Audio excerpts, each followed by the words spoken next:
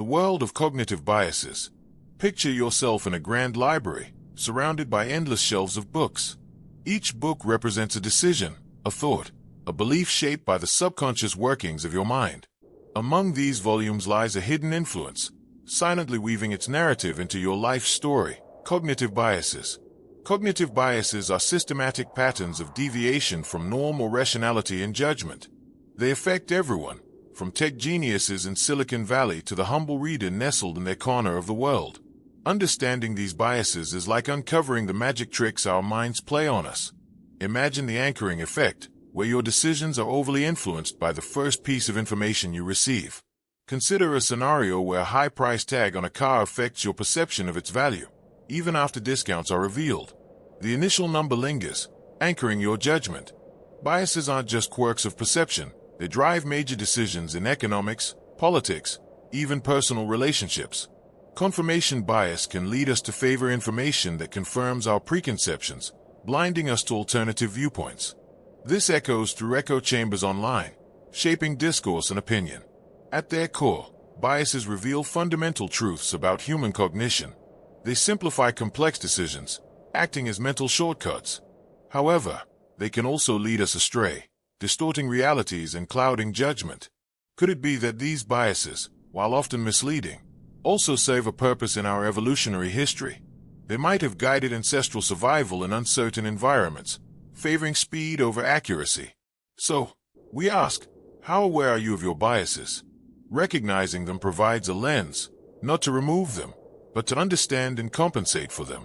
It's about blending intuition with insight, clarity with conscience.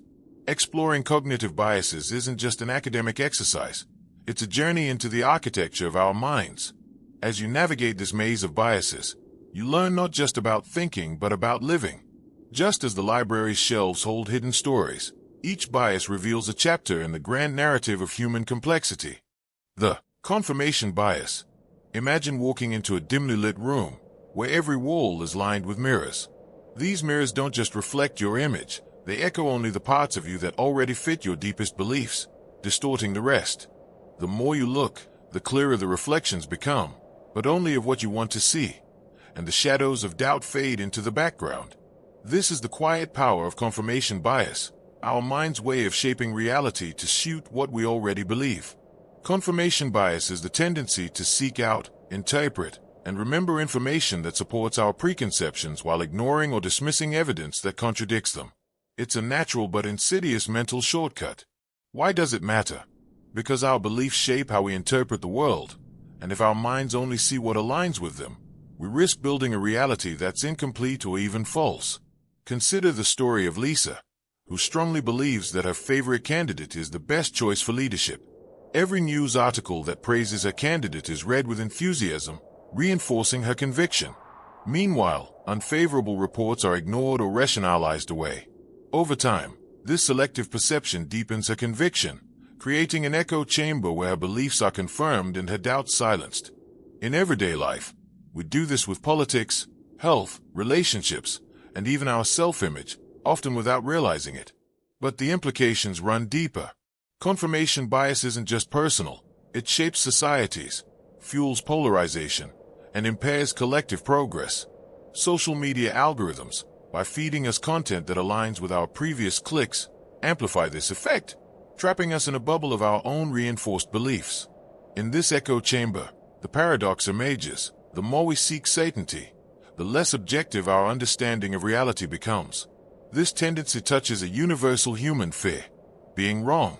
We crave certainty because it provides comfort, safety, and control. Yet, in our subconscious, confirmation bias can blind us to truths that challenge our worldview, making it harder to grow.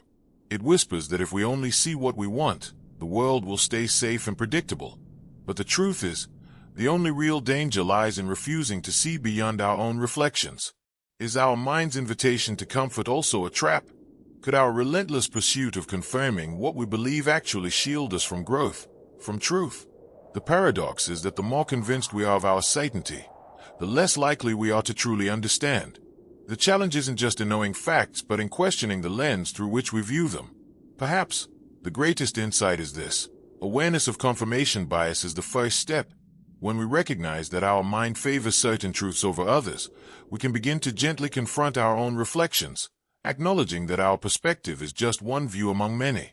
Embracing uncertainty, even amidst our convictions, allows us to be truly open to growth.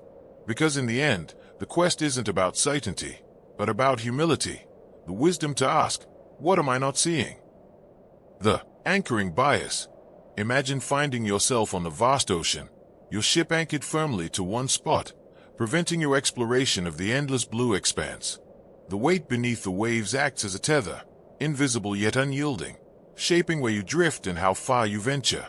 This image embodies the essence of anchoring bias, a cognitive bias where an initial piece of information, like an anchor, influences and limits subsequent decision-making and perception. Anchoring bias occurs when individuals rely too heavily on the first piece of information encountered, the anchor, when making decisions. This matters profoundly because the anchor can lead to skewed judgment, influencing everything from simple choices to complex decisions in significant life domains. Consider a real-life example. You're negotiating the price of a used car. The seller's initial price acts as the anchor, subtly guiding your perception of the car's value, even if the figure is arbitrary or inflated. Despite your best intentions to be objective, subsequent counteroffers revolve around that initial number, demonstrating the bias's grip. The implications of anchoring bias extend beyond simple transactions. It affects salary negotiations, stock market investments, and even medical diagnoses.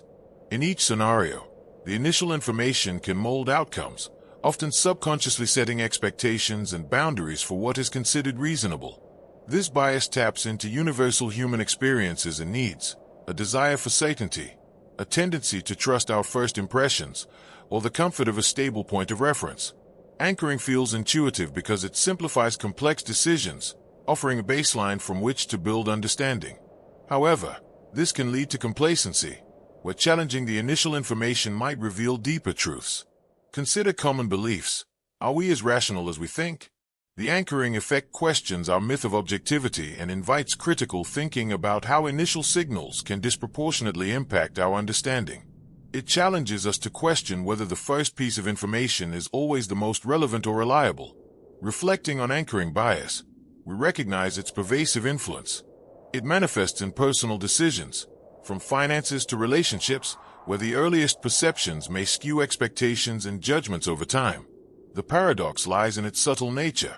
We often don't notice the anchor's weight until it has set deeply into our cognitive framework.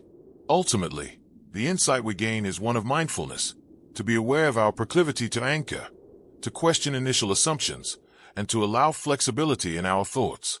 Practicing awareness can foster freedom from mental anchors, encouraging growth and a more coherent understanding of information. We ponder, how might our perspectives expand if untethered by the familiar weight of anchors? Awareness isn't just an escape from bias, it's a journey toward greater clarity and truth. The hindsight bias. Envision driving down a winding road at dusk.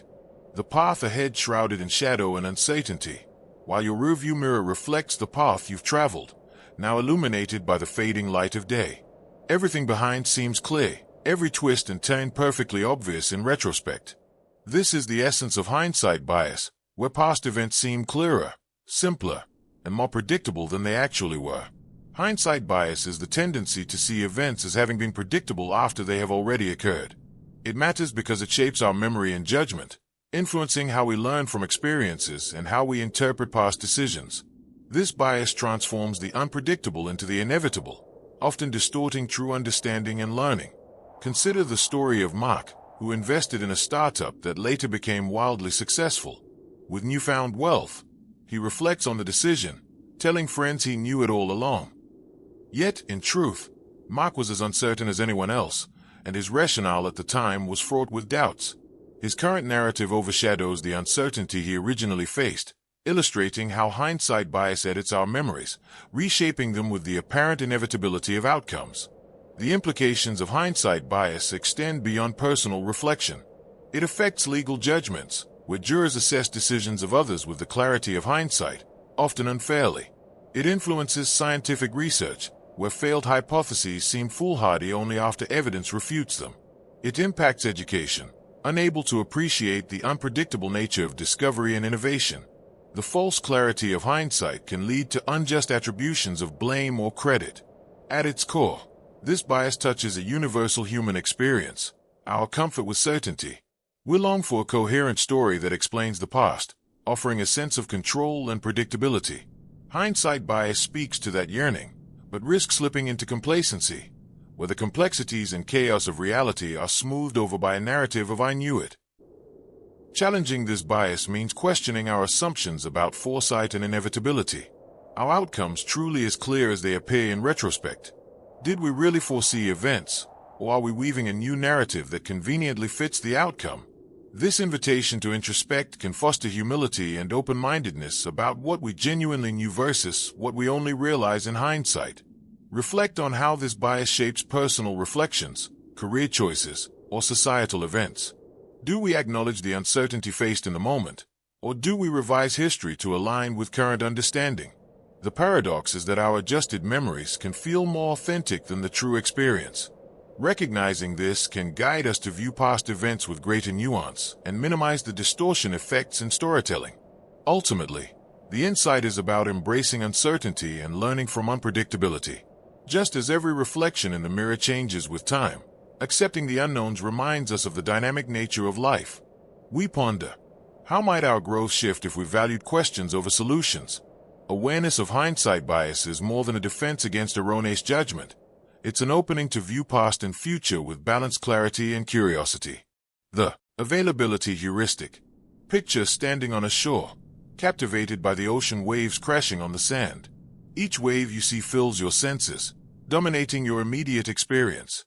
But it's the unseen currents beneath the surface, often unknown or unnoticed, that shape the ocean's true nature. Such is the power of the availability heuristic, a mental shortcut where our judgments are heavily influenced by the information that readily comes to mind, often overshadowing broader reality. The availability heuristic occurs when we base our decisions and perceptions on immediate examples that spring to memory. It matters because it skews our understanding, prioritizing vivid narratives or recent events over statistics or less conspicuous facts. This bias affects everything from personal fears to societal beliefs, coloring our perception of risk and reality. Consider the story of Sarah, who fears flying because she often hears about plane crashes in the news. The dramatic, widely publicized events stick in her mind. Meanwhile, the countless safe flights that happen daily remain unseen and unconsidered, illustrating how available information can distort perceived risk. The implications of this mental shortcut are vast.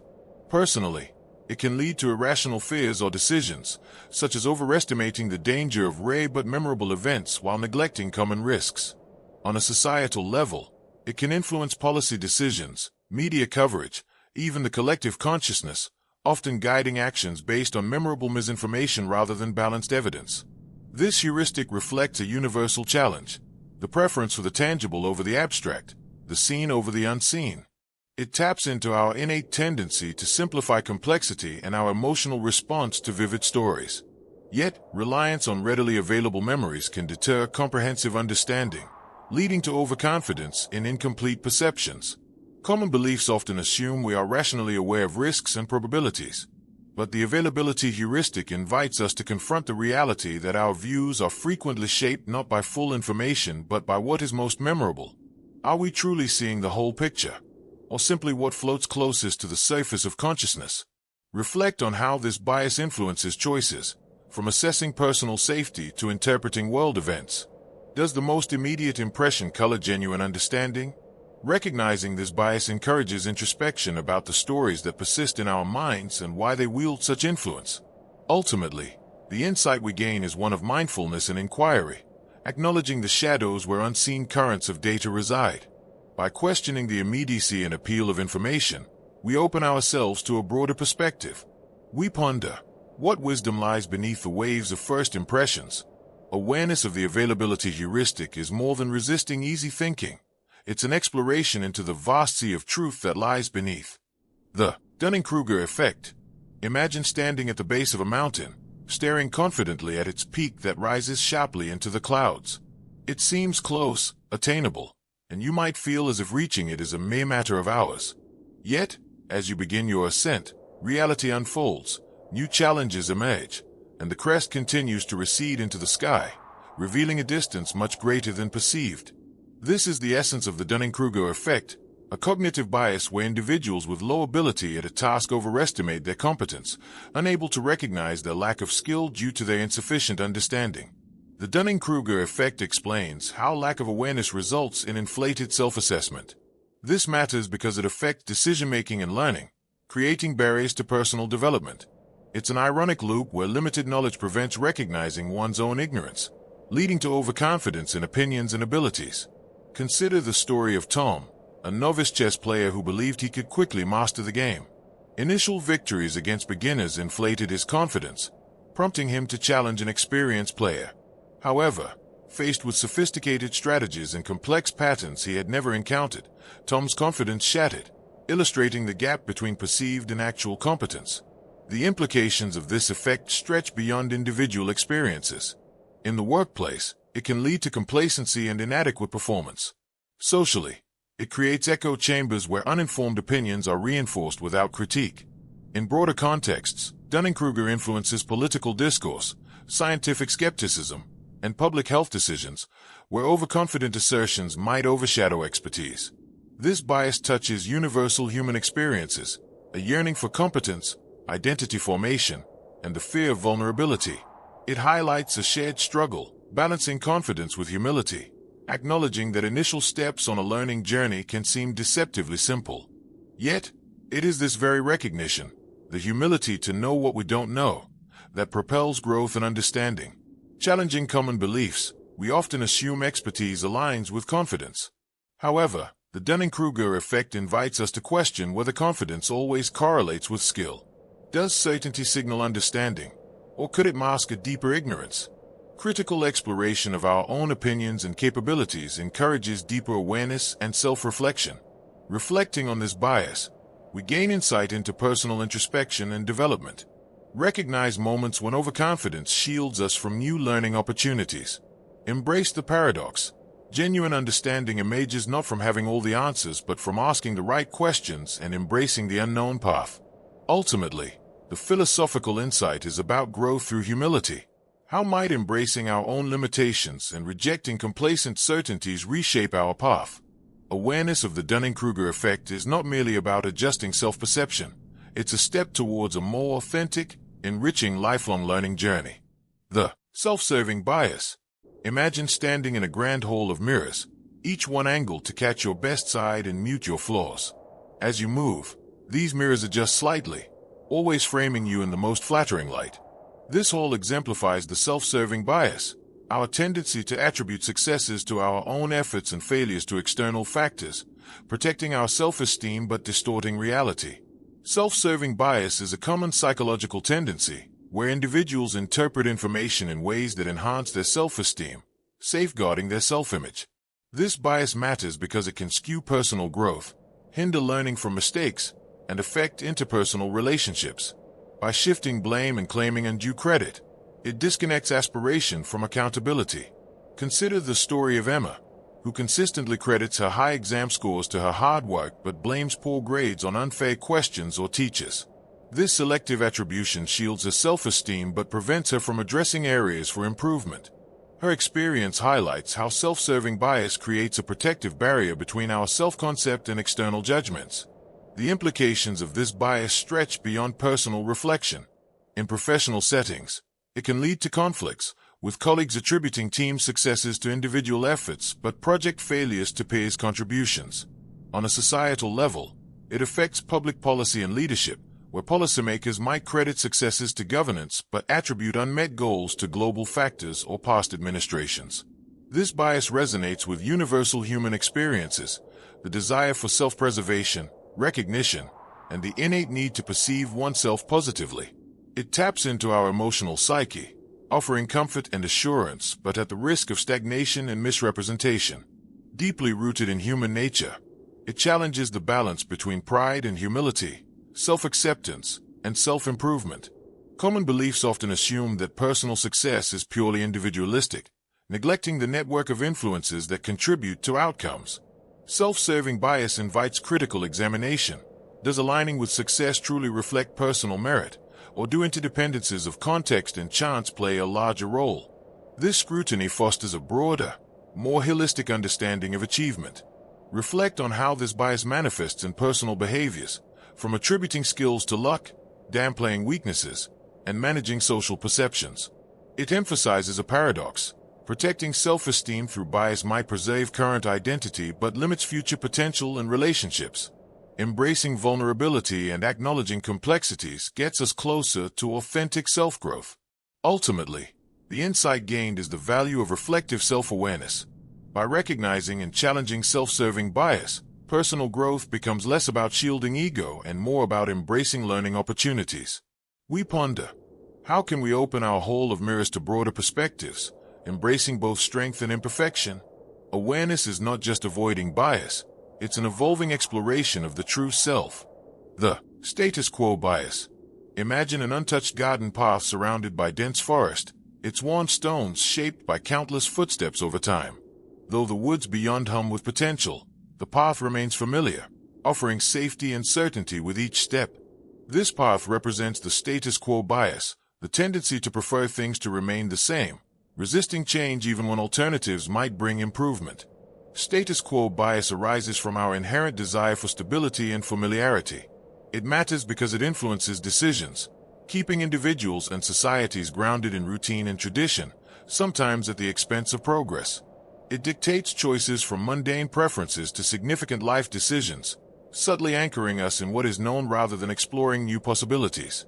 Consider the story of John, who worked the same job for 2 decades. Though occasionally dissatisfied, the predictability and security of his routine discouraged him from pursuing new opportunities. When friends encouraged him to explore new roles or return to school, John hesitated, fearing the uncertainties of change. This illustrates how status quo bias may prevent people from taking risks that could lead to personal growth or fulfillment.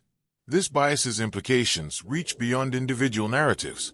It shapes organizations that resist innovation, governments that cling to old policies, and societies slow to adopt new, beneficial technologies. By defaulting to the familiar, societies can hinder development, missing opportunities to adapt to changing environments or innovations. At its core, this bias reflects a universal human experience, the comfort found in familiarity and the fear of the unknown. It taps into our emotional need for controlled environments, where predictability serves as a buffer against chaos and uncertainty. Yet, it challenges the balance between comfort and curiosity, stability and growth. Common beliefs often equate stability with safety, assuming that the known path avoids risks. But status quo bias invites critical re-examination. Does remaining the same truly ensure safety, or can it lead to stagnation? This reflection encourages a broader understanding of safety that includes growth and adaptation. Reflect on how this bias manifests in daily life, from financial decisions and career choices to societal norms and cultural traditions. The paradox lies in its dual nature. While comfort may guide us, it also restricts potential evolution. Understanding and questioning why we resist change fosters openness to possibility and transformation. Ultimately, the insight is about embracing the unknown with mindfulness. How might our perspective shift if we valued exploration alongside security? Awareness of status quo bias is not just a resistance to complacency. It's an invitation to dance with change, stepping forward with both caution and courage. Through intentional reflection, growth and comfort can coexist, leading to a fulfilling journey beyond the well-trodden path. The negativity bias. Picture a vast, sunlit landscape, with shadows cast by towering mountains outlining a vivid contrast between light and dark. Where the sun illuminates warmth and color, the shadows loom larger, the darkness magnified by the brightness around. This is the essence of negativity bias, the psychological phenomenon where negative experiences or emotions overshadow and weigh heavier than positive ones, influencing thoughts and behavior disproportionately. Negativity bias is the tendency to focus on negatives more than positives, a bias deeply rooted in our evolutionary history. It matters because it shapes our perception, often amplifying risks, leading to heightened anxiety and skewing interpretation toward pessimism. This bias can diminish happiness and affect decisions, relationships, and mental well-being by overshadowing positive outcomes and lessons. Consider the story of Lucy, a young artist who receives praise for her work at a gallery opening. While most visitors offer compliments and admiration, a lone critic voices disapproval, questioning his style. Despite the overwhelming positive response, it is this single critique that embeds itself in Luce's mind, influencing his self-esteem and creative enthusiasm. This illustrates how negativity bias selectively filters experiences, magnifying negative impressions despite contrasting evidence. The implications stretch far beyond personal stories. Politically, media outlets may focus on crises over achievements to capture attention, affecting public opinion and policy priorities. Culturally, social media's pervasive reach can amplify negativity, infecting social dynamics and personal interactions. On a broader psychological level, it can lead to a default distrust or fear of the future because perceived negativity distracts from positive advances and opportunities. This bias resonates with universal human experiences: the survival instinct to heed danger, the social instinct to seek acceptance, and the emotional instinct to protect self-worth. It calls into question the fragile balance between awareness and worry, positivity and vigilance, hope and hesitation. Reflecting on this tendency speaks to our continuous challenge of nurturing optimism amidst adversity. Common beliefs often argue that being wary of negatives preserves safety. Yet, negativity bias invites re-evaluation. Must negatives always guard identity, overshadowing joys and achievements? Can embracing positivity coexist with realistic caution? Engaging with these contrasts opens perspectives, adding depth and balance to life's narrative. Reflect on how this bias manifests, from hesitating in new adventures, relationships weakened by misplaced focus on negatives, to professional ventures discouraged by isolated setbacks. Paradoxically, accepting this bias as a natural process promotes understanding of both strengths and vulnerabilities, allowing for compassionate introspection. Ultimately, the insight we gain is acceptance and active transformation. Acknowledging the bias isn't just seeing shadows, it's choosing to recognize the light. How can embracing both positives and negatives inspire growth and resilience? Awareness of negativity bias is more than avoiding pessimism. It's embracing life's complexities and walking confidently in the twilight between shadow and light. Point 8. The bandwagon effect. In a city that never sleeps, neon signs flicker on wet pavement, casting shifting halos across a midnight street. At the corner, a crowd gathers, not because something extraordinary happens, but because people see others pause, stare, and join. Curiosity is contagious. Footsteps echo as more and more flood the sidewalk, their faces bright with anticipation and uncertainty. In this scene, the bandwagon effect comes alive, an invisible current that sweeps us into collective momentum, even when the reasons are unclear. The bandwagon effect is the psychological phenomenon where individuals adopt certain behaviors, styles, or ideas simply because many others are doing the same. It's why voting surges for a leading candidate, why certain fads go viral overnight, and why we find ourselves buying things, watching shows, or supporting causes we had little prior interest in, simply because everyone else seems to be. At first glance, it feels harmless, maybe even social, proof that we're tuned into the world and connected to others. But it matters deeply, for it shapes everything from fashion to politics, from ethical choices to investments. Our collective waves become tides, sweeping away nuance, skepticism, or individual will. Consider the infamous tulip mania of 17th century Holland, where, for a brief moment, tulip bulbs were worth fortunes. People mortgaged homes, traded lifelong savings for flowers, convinced by the growing ranks and rising prices. When the bubble burst, livelihoods were wrecked, not by tulips, but by the contagious certainty that everyone was doing it, so it must be good. In today's world, memes go viral, stocks skyrocket, and opinions shift in hours, fueled less by thoughtful consensus than by the dizzying velocity of social proof. One retweet, one like, and the crowd grows, even as skepticism dims. The deeper implications ripple outward. On a personal level, our choices blur. Where do my desires end and the crowd's begin? When we let the chorus drown out our inner voice, we risk losing touch with authenticity, mistaking borrowed enthusiasm for genuine conviction. On a societal scale, the bandwagon effect can unite us in purpose, but also mislead, exclude, or polarize. It powers movements, but also herd mentalities and dangerous groupthink. At the heart of this phenomenon is a universal longing to belong, to not be left behind, to feel certain in a world riddled with ambiguity. It's a survival instinct as old as humanity. In a tribe, safety lay with the group. Yet, when does collective wisdom turn into collective illusion? Is it always wrong to follow the crowd? Or does wisdom sometimes emerge from mass recognition? The bandwagon effect asks us to wrestle with paradox. While our judgment is shaped by others, authenticity depends on moments of stepping aside, asking, why am I here? Is this my path? Common wisdom warns us of mindless conformity, yet few acknowledge how natural and how seductive the bandwagon really is. The myth is that only the weak follow others, but in truth, none of us are immune. We all bear the fingerprints of invisible influences, especially in a hyper-connected world where trending is the highest praise. Are we as independent as we believe, or do we overestimate our immunity to collective sway? If we pause to reflect, the bandwagon effect reveals both uncertainty and freedom. It underscores the challenge of knowing ourselves in a world of signals and noise. Can we notice when we're swept up? Can we step back, observe the crowd, and decide not if, but why we join?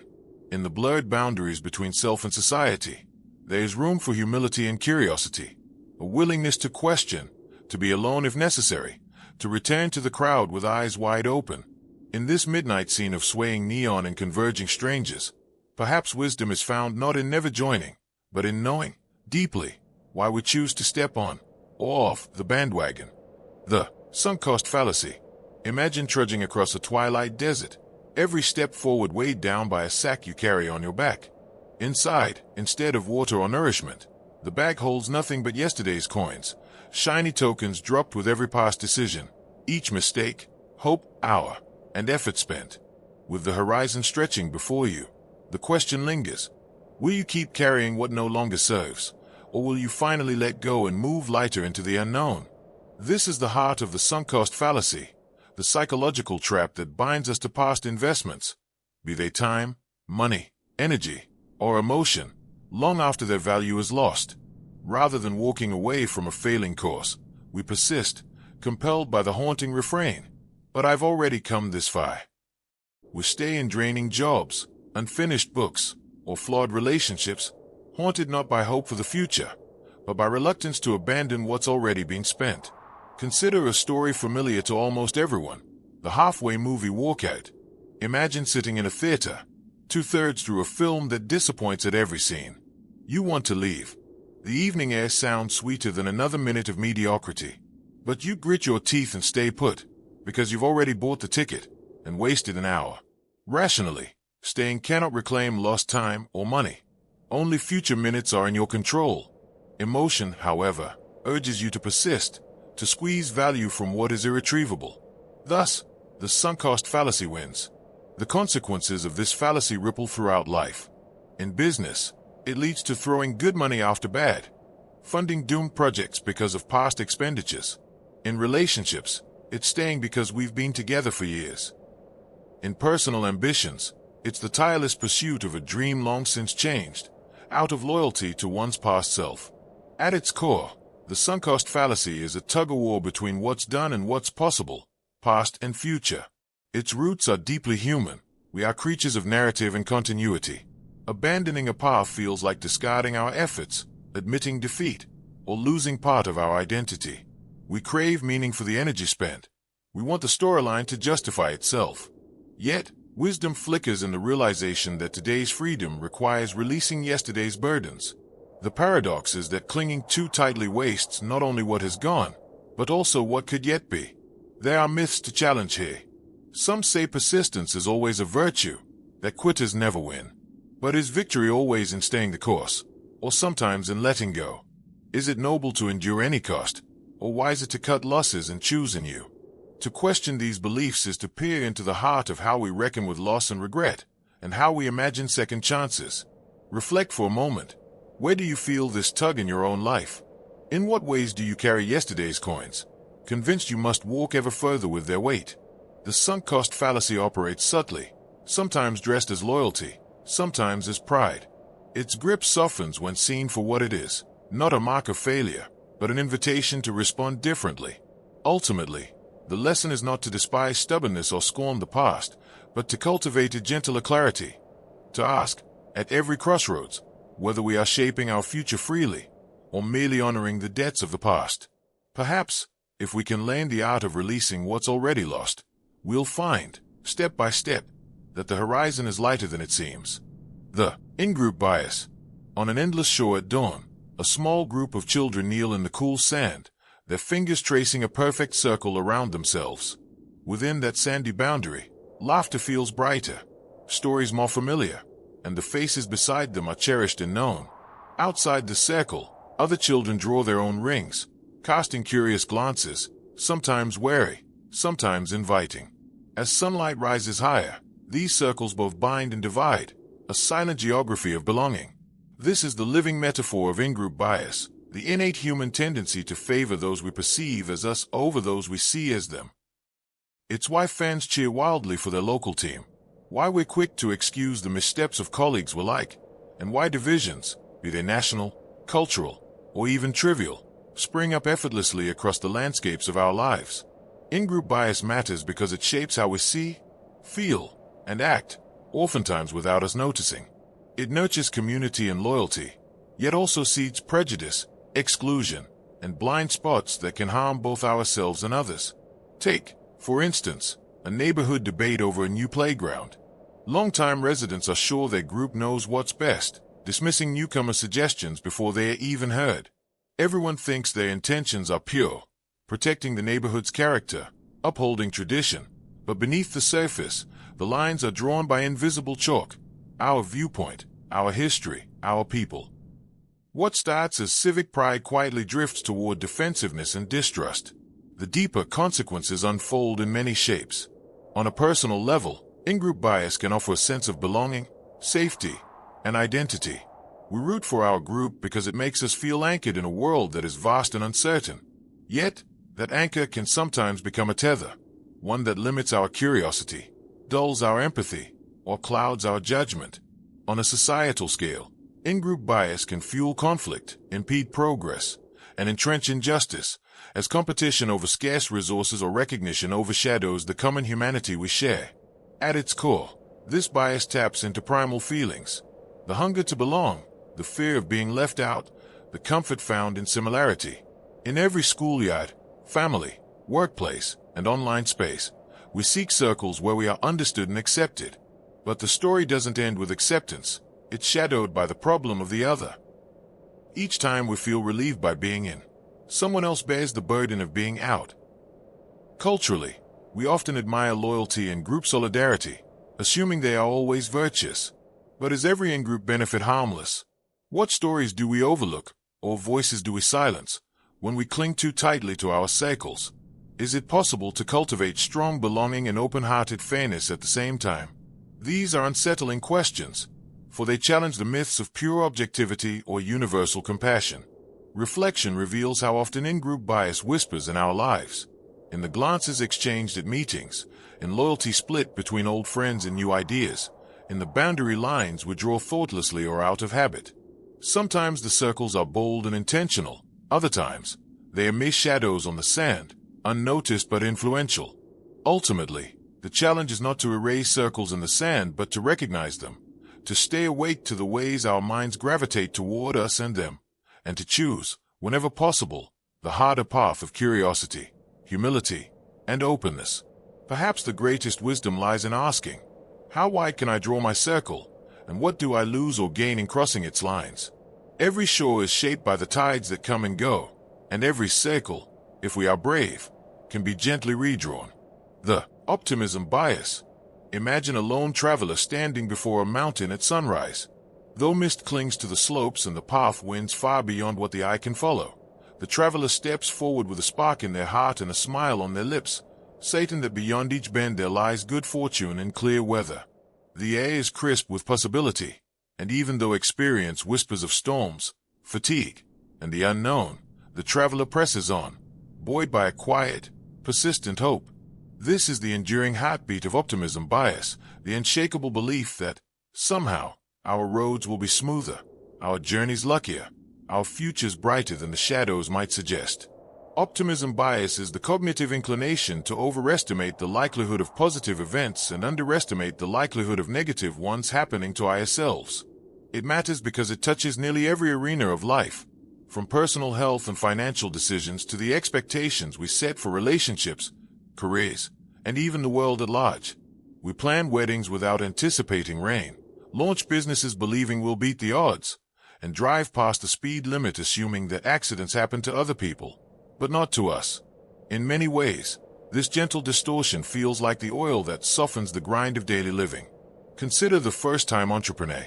Brimming with enthusiasm, she refines her pitch, gathers a team, and sketches out 5-year plans, ignoring the well-documented fact that most startups struggle, and many fail.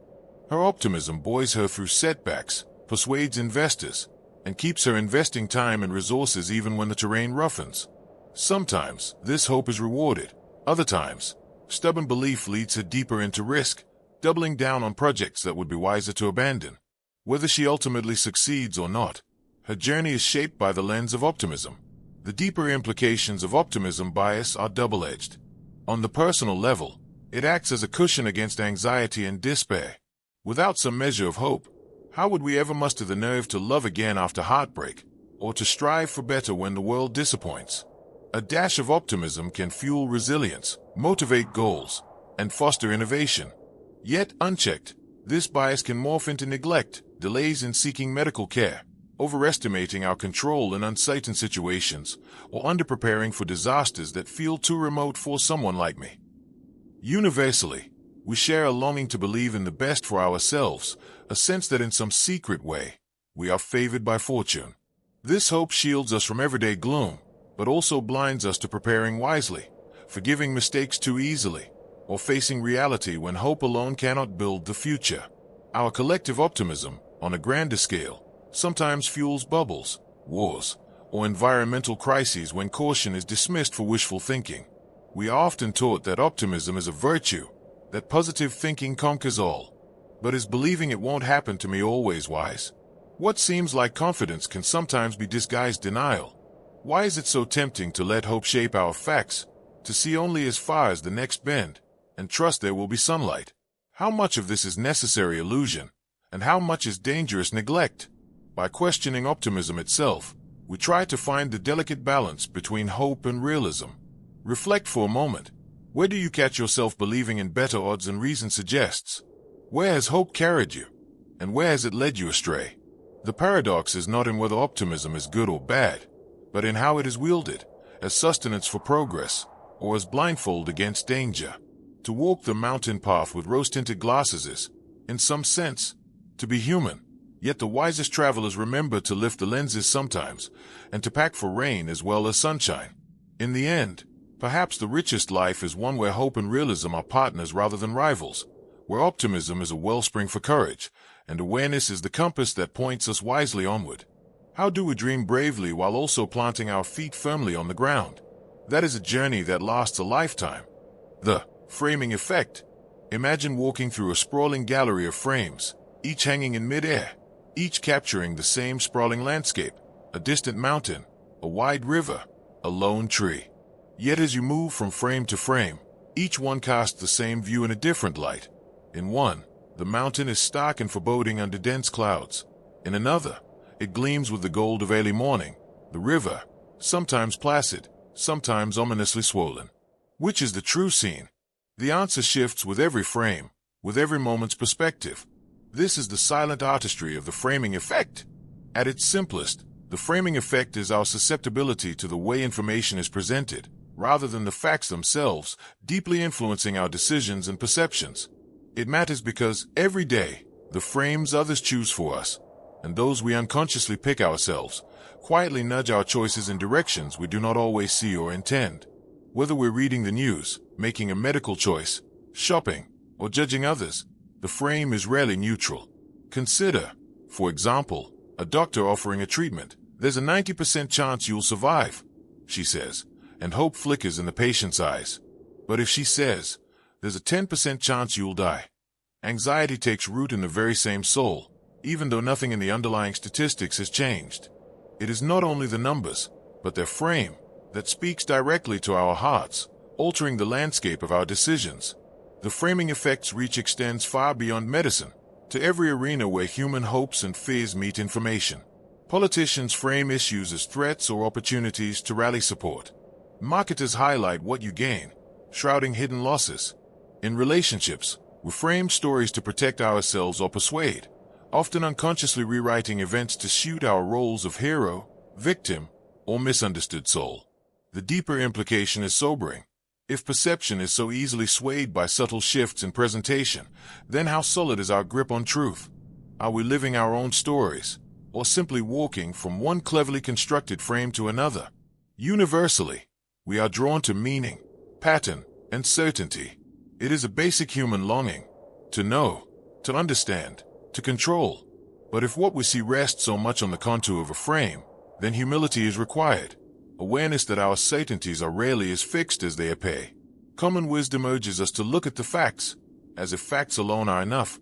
Yet, every fact arrives already wrapped, its colors deepened or dulled by someone's choice, sometimes even our own. Pause to reflect.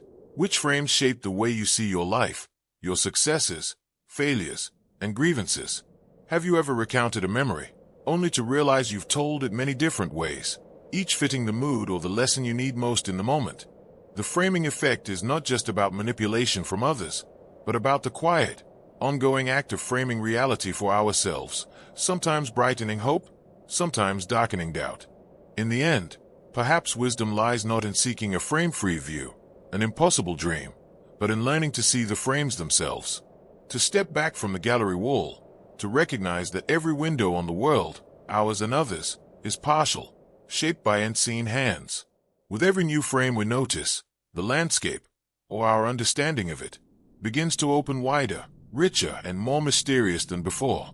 How many of our most cherished truths, we might wonder, are just a matter of perspective, and who, in the endless gallery of life, would we be if we could see them all? The halo effect. Picture a crowded theater as the lights dim and a lone performer steps onto the stage, bathed in a single spotlight. The golden glow renders every gesture graceful, every expression sincere. In the hush, the audience leans forward, transfixed, not quite by the truth of what they see, but by the enchantment of that perfect light. Unbeknownst to them, the halo has already begun to shape their hearts and judgments, casting shadows that are noticed only after the applause fades. This is the world shaped by the halo effect, a cognitive shortcut where our first impressions, often based on a single trait or glimpse, spill over to color our entire perception of a person, product, or idea. It matters because it affects our decisions in ways both subtle and profound. We tend to believe that someone who appears charming must also be intelligent, trustworthy, or kind. A product that dazzles with sleek design is instantly assumed to perform better. The halo effect can open doors of trust, or disguise flaws that only time and critical thought can reveal. Consider a familiar story, a job interview. The first candidate enters with confidence, dressed sharply, radiating warmth in a handshake. The interviewer feels a spark of admiration, perhaps even unease at so much charm, and, without noticing, begins to interpret every answer more favorably. Minor slip-ups are brushed aside, modest accomplishments are viewed as exceptional. In contrast, the next candidate, nervous and awkward, is met with quieter skepticism. Both may be equally qualified, but one steps in crowned by an invisible halo. The deeper consequences of the halo effect ripple through our relationships, workplaces, politics, and even justice. It can mean that beauty, charisma, or status are mistaken for virtue, skill, or wisdom. We may trust leaders who look the part, love those who first enchant us, or overlook the faults of those we admire. Conversely, we dismiss or underestimate those outside the glow, missing strengths hidden beneath plain surfaces. At its heart, the halo effect is about our longing for coherence and simplicity in a complex world. We want to believe that goodness comes in uniform packages, and that a single bright feature is proof of inner virtue. Yet life is rarely so tidy. This cognitive bias reflects both our hopes and our vulnerabilities, the desire for certainty, and the risk of being led astray by illusions. How often do we mistake the spotlight for substance, the gentle voice for honesty, the polished look for real skill? Common wisdom warns against judging a book by its cover. Yet we do it, silently, habitually, filling in the blanks of a new encounter with brilliance or shadow. Are we truly fair judges, or guided by the angles of light and our own yearning to see the best in others? Are our heroes truly as flawless as they appear, or simply bathed in the radiance of our hope? Pause and reflect. Where have you felt yourself drawn to another by their halo, a mannerism, a smile, a reputation? Where have you overlooked faults, or failed to see gifts, because of the way light fell in first impressions? The paradox of the halo effect is that to seek the good is human, yet to see clearly is an act of courage. In the end, perhaps wisdom lies not in banishing halos, but in learning to recognize their glow, in ourselves and in others. If we can learn to pause after the spotlight first blinds us, to step back, adjust our gaze, and see with unclouded eyes, then maybe we can honor both beauty and truth. After all, every spotlight creates both a halo and a shadow. Our task is to see them both, and choose with care where we place our trust. The actor-observer bias. Imagine standing at a busy crossroads, observing two different pedestrians, one rushing swiftly, distracted by their phone, dismissing a small child who accidentally drops a toy, the other pausing kindly, helping the child pick it up. To each observer, the stories seem worlds apart, one judging the person's intentions as careless or self-absorbed, the other seeing kindness and patience. Yet the same act, a person's response, becomes a mirror reflecting their perspective. This scene captures the essence of the actor-observer bias, our tendency to interpret our own actions differently from those of others, shaped by where we stand and what we know. Actor-observer bias is a fundamental aspect of human perception. When we reflect on our behavior, we often attribute it to external circumstances. I was late because of traffic, or I was distracted because I was tired. Conversely, when we judge others, we tend to attribute their actions to internal traits. They are lazy or they are rude. This asymmetry influences how we see the world, how we assign blame or credit, and how we understand ourselves and others. Take, for example, a colleague who snaps at a coworker during a stressful meeting. When we explain our own outburst, we might say, "I was overwhelmed, it wasn't personal." When judging someone else's similar behavior, we might think, "They're impatient or rude." The same act is filtered through different lenses, one context-dependent, the other personality-driven. The deeper human tendency here is to present ourselves in a more forgiving light, while quickly labeling others in a less generous way. The implications of actor-observer bias ripple across personal relationships, workplaces, and societal systems. It fuels misunderstandings, blame, and conflict. When we think the causes of our actions lie outside us, we are less likely to learn and grow from our mistakes. When we see others through the lens of their traits rather than circumstances, we dismiss their struggles or fail to appreciate the complexity behind their actions. On a societal scale, this bias can reinforce stereotypes, justify prejudice, and hinder empathy. At its core, this bias reveals a universal human challenge, the desire to see ourselves as justified, fair, and reasonable, while judging others with suspicion or simplification. It touches on deep feelings of vulnerability. Our actions are often reaction to unseen internal or external forces, yet we prefer to see others' flaws as personal faults to maintain a sense of moral order. The paradox is that acknowledging our context in our behavior can foster humility, but it also threatens our self-image of moral superiority. Reflect for a moment. When was the last time you justified your own mistake by blaming the circumstances, yet criticized someone else's similar action as a reflection of who they are? Do you notice how easy it is to slide into these patterns, often unconsciously? Recognizing the actor-observer bias is the first step toward empathy, seeing more clearly that behind every act, whether ours or others, lies a complex web of influences. The philosophical insight here may be this: true understanding and growth require us to look beyond the surface, beyond the act itself, to see the unseen factors shaping behavior. Perhaps the most courageous act is to admit our own biases and to extend that same understanding to others. Only then can we bridge the chasm between judgment and compassion, and walk more humbly through the shared human story. The gambler's fallacy.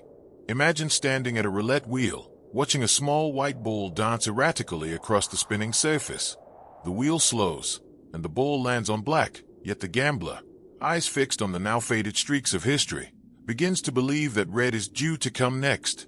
As if the previous spins had some influence on the next, they place another bet on red, convinced that a streak of black makes a change inevitable. But in truth, each spin remains a separate event, unaffected by the past, yet the gambler's mind insists otherwise.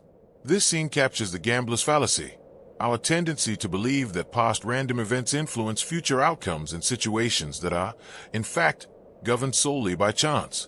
It matters because it deeply shapes our decisions, often prompting us to gamble, invest, or make choices based on false assumptions about luck and probability. We are vulnerable to this bias in everyday situations, believing a streak of bad luck must end soon, or that a certain pattern will continue, even when statistical independence says otherwise. Take, for instance, a person flipping a coin multiple times. The sequence lands heads, heads, heads, so they conclude that tails must be due, or more likely, on the next flip. They bet on tails, feeling certain that the sequence must balance out. But each coin flip is independent, with a 50-50th chance, regardless of what came before. The fallacy lies in perceiving a pattern where none exists, mistaking randomness for a predictable sequence. The implications of this bias extend widely. In personal finance, investors might buy or sell assets based on recent trends, thinking the market's hot streak must turn around or continue. In life choices, we might believe that a losing streak indicates an imminent win, leading to reckless decisions or false hope. Conversely, in broader societal contexts, the fallacy can perpetuate superstitions, stereotypes, or misguided beliefs about what must happen next based on patterns that are just illusions. At its core, the gambler's fallacy reveals a universal human desire to find order and causality in randomness, an effort to make sense of uncertainty. It reflects our need for control in a world driven by chance, comforted by the illusion that history constrains or predicts the future, even when probability teaches otherwise. The paradox is that this belief often results in manipulation of truth, leading us away from rational choices and deeper understanding. Pause and reflect. Can you recall a moment when you believed it's time for a change because of recent outcomes, be it in gambling, decision-making, or life events? Do you notice how the mind seeks patterns, even where none exist? Recognizing the gambler's fallacy means acknowledging our tendency to see causality in randomness, and learning to trust the impartial nature of true chance. Philosophically, perhaps the lesson is this: the universe is a game of chances, not certainties. Our role is not to chase unpredictable streaks, but to accept the randomness with humility. Understanding the fallacy strengthens our resilience and clarity, reminding us that sometimes the only due thing is to accept what is, without illusion or expectation, learning that the true mastery lies in seeing the game as it is, not as we wish it to be. The overconfidence bias. Picture a high-rise tower shrouded in morning fog, its top floors invisible to those below. On a gleaming glass floor, a figure strides forward, head held high, convinced the path is solid all the way to the horizon. Each footfall is taken with the assurance of someone who believes they know exactly where the tower ends and the sky begins. But in the fog beneath, invisible cracks snake quietly, threatening to reveal a sudden void under what felt like invincible footing. This is the everyday theater of overconfidence bias, our deep-seated tendency to overestimate the accuracy of our knowledge, the soundness of our judgments, and the precision of our predictions. It's the whisper in our minds that says, "I know this," even when the sands of reality are shifting beneath us. Overconfidence matters because its invisible cracks can lead to mistakes, sometimes trivial, sometimes tragic.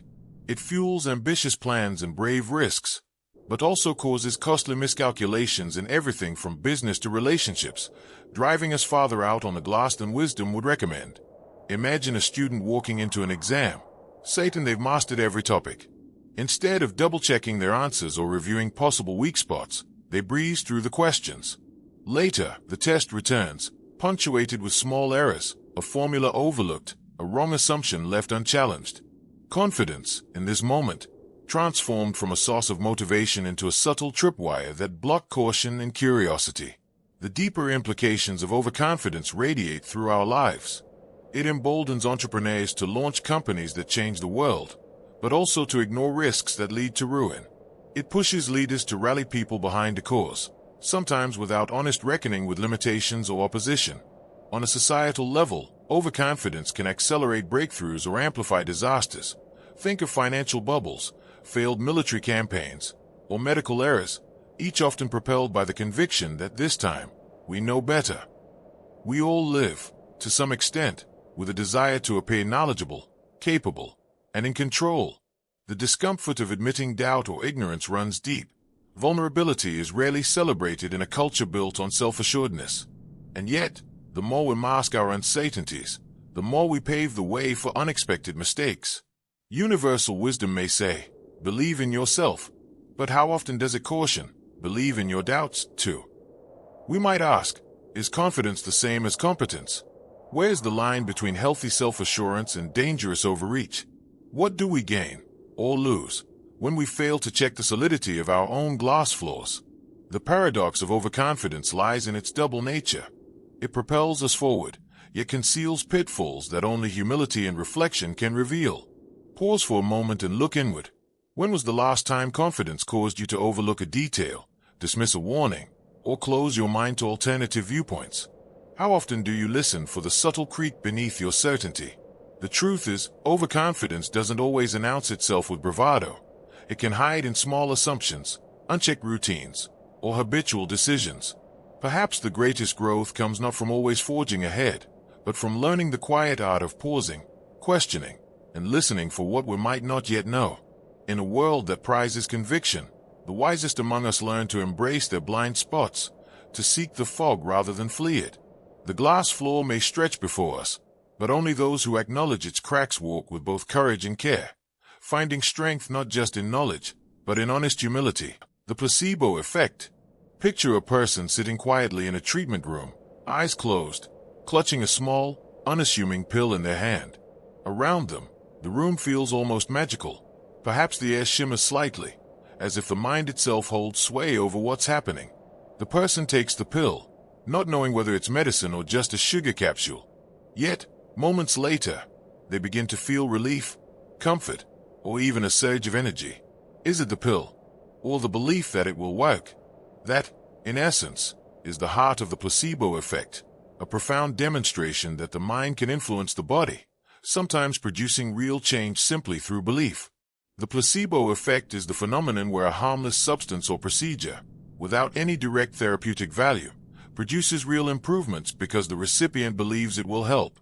It matters because it reveals the remarkable power of perception, expectation, and trust, factors often more influential than the actual treatment itself. Whether it's a patient feeling better after a sugar pill or a person experiencing less pain after believing they've received an advanced therapy, this effect underscores how our mental landscape can shape physical reality. Consider a story. A clinical trial tests a new painkiller. One group receives the actual drug, while another gets a sugar pill, told it's a potent medication.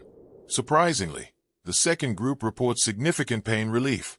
Their brains, convinced they are receiving real medicine, release chemicals that diminish pain. The mind's expectation becomes a catalyst for healing, an invisible prescription with tangible effects. It is not about deception but about the profound influence of belief on our well-being. The implications of the placebo effect are vast. On a personal level, it shows that our outlook, optimism, and trust can accelerate recovery or improve emotional states. It raises ethical questions about how belief interacts with truth and whether harnessing this power responsibly can enhance health outcomes. On a societal level, it challenges the assumption that only scientifically proven treatments matter. Perhaps, in some cases, the mind's trust can be a form of healing in its own right. Deep down, the placebo effect speaks to a universal human longing, the hope that belief alone can bring about change. It exposes the paradox that our most powerful tools, faith, expectation, suggestion, are intangible yet capable of tangible impact. But it also prompts us to ask, does believing in a cure actually make it work?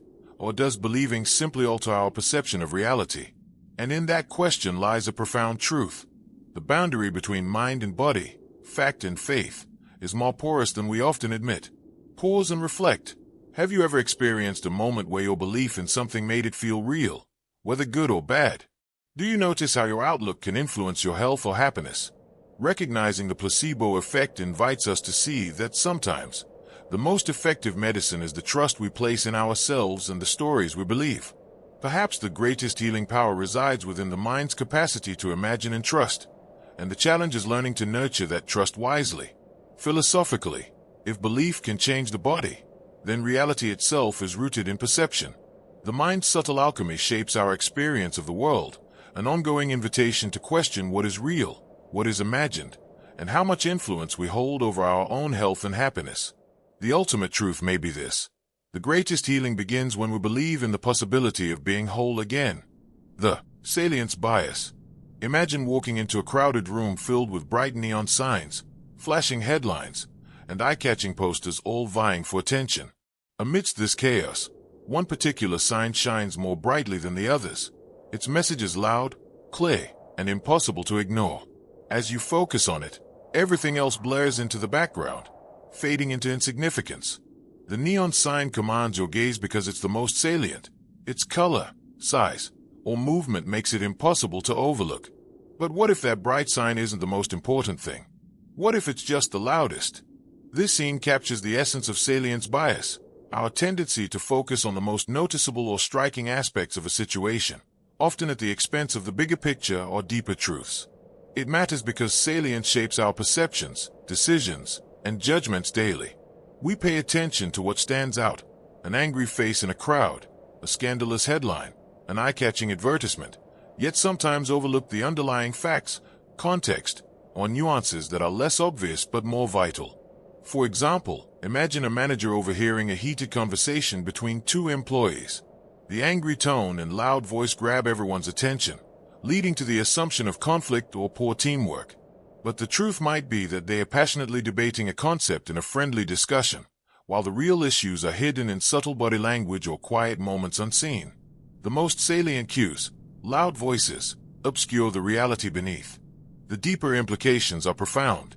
On a personal level, salience bias influences what we remember and how we judge others. It can magnify superficial traits while diminishing qualities that require patience and insight.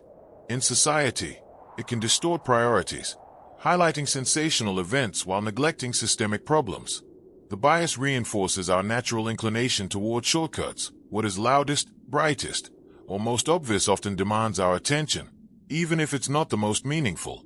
This tendency taps into universal human feelings, a desire for clarity, certainty, and immediacy. We prefer to focus on what jumps out at us because it reduces complexity and provides a sense of control. Yet, this lens distorts reality. What's come to be salient isn't always the most relevant or accurate.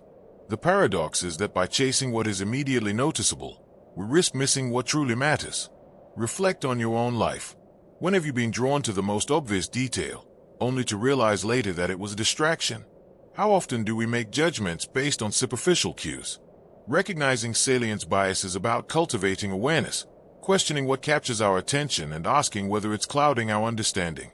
Perhaps the deepest truth is this: true insight requires seeing beyond the spotlight. When we learn to notice what's less apparent, what's subtler, quieter, less flashy, we gain a richer, more compassionate view of the world. The challenge is to balance the allure of the salient with the humility to look deeper.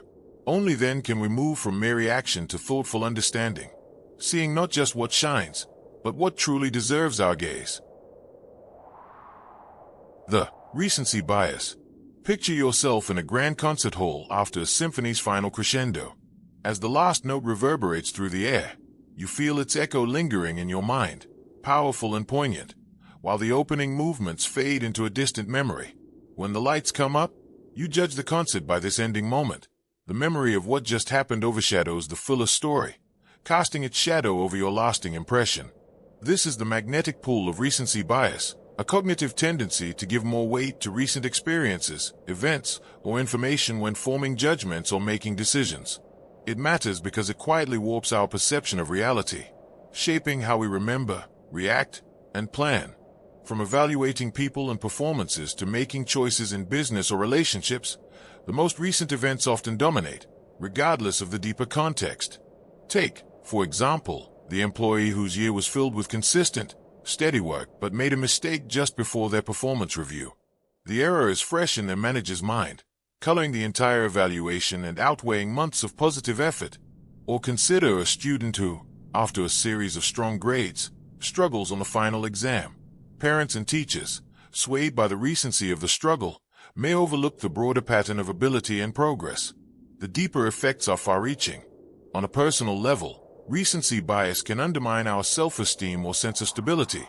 We become too reactive to the latest emotional high or low, forgetting the steadiness or lessons of the longer journey. In our relationships, we may anchor our opinions or forgiveness on the last argument or most recent kindness, rather than the true sum of shared history.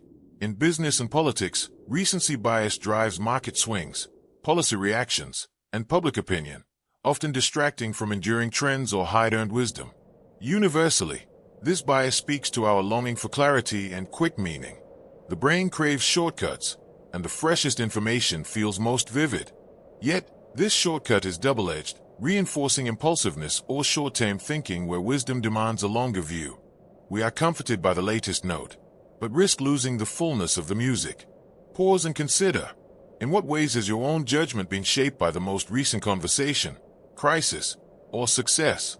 How often do you find yourself rewriting the story of a person, group, or project based on what just happened, rather than what has long been true? Recency bias asks us to question the truth of our own impressions, to resist the allure of now as the sole measure of worth. Perhaps the deepest insight is this: to honor both the power and limitation of memory, we must learn to hold space for history beyond the latest echo. True understanding asks us to step back, widening the frame, so that the meaning of the present is woven into the fabric of the past. In cultivating such perspective, we free ourselves from the tyranny of the newest note, embracing instead the richness of the whole symphony. The clustering illusion. Imagine standing outside on a clear, moonless night, gazing up at a sky littered with countless stars. As you search the infinite canvas, your mind eagerly connects the pinpricks of light, sketching out constellations and imaginary guides, hunters, animals, stories etched across the heavens. Some groupings are real constellations, agreed upon for generations. Others are your own fleeting inventions. Regardless, the sky seems to pulse with hidden meaning, as if the clustering of stars were whispering secrets to anyone who knows how to look. This is the heart of the clustering illusion, a tendency for our minds to perceive patterns, clusters, or streaks in random data, attributing meaning or causality where there is, in truth, only chance. It matters because this bias shapes not only the way we process information, but also how we make consequential decisions. In a world overflowing with noise and randomness, our hunger for order and predictability leads us to see connections that don't exist, fueling everything from superstition and luck to overconfident business strategies and misinterpreted medical results. Consider a gambler watching a roulette wheel as the ball lands repeatedly on black. The player senses a streak, believing that this cluster means something, a hot table, a lucky break, or that red is now due. In reality, each spin is independent. The clustering was inevitable, simply a product of randomness. Yet the illusion draws people in, tempting them to bet and lose on the imagined power of the pattern. The clustering illusion's consequences reach far beyond casinos. Investors may spot emerging trends in stock charts that reflect nothing more than statistical noise. Managers might misattribute a recent flurry of success to strategic brilliance, rather than to luck or the law of averages. Even in everyday life, people may read significance into a cluster of good or bad events, interpreting them as omens or cosmic signals.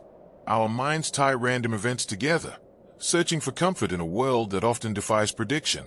This bias speaks to a universal human yearning. We want the world to make sense. We've evolved as pattern makers and storytellers, finding safety and meaning in connecting the dots. Paradoxically, this same faculty that fuels creativity and scientific innovation also lays traps, encouraging us to find intention where there's only accident, or to react emotionally to meaningless runs of fortune or misfortune. How often have you caught yourself saying, "Things happen in threes," or feeling unsettled by a string of similar events? Do you remember a time when you followed a hunch or changed your plans, swayed by the sense of a pattern emerging from coincidence? Recognizing the clustering illusion means accepting both the power and the limits of the mind's age to organize chaos, and cultivating the humility to distinguish genuine signals from the loud noise of existence. Perhaps the deepest wisdom is not to suppress our pattern-seeking mind, but to question it gently. Is this cluster a message, or just stars turned random by an unseen hand? When we learn to hold both the enchantment of imagined meaning and the clarity of statistical truth, we find new balance, a way to marvel at the night sky without being misled by illusions it inspires.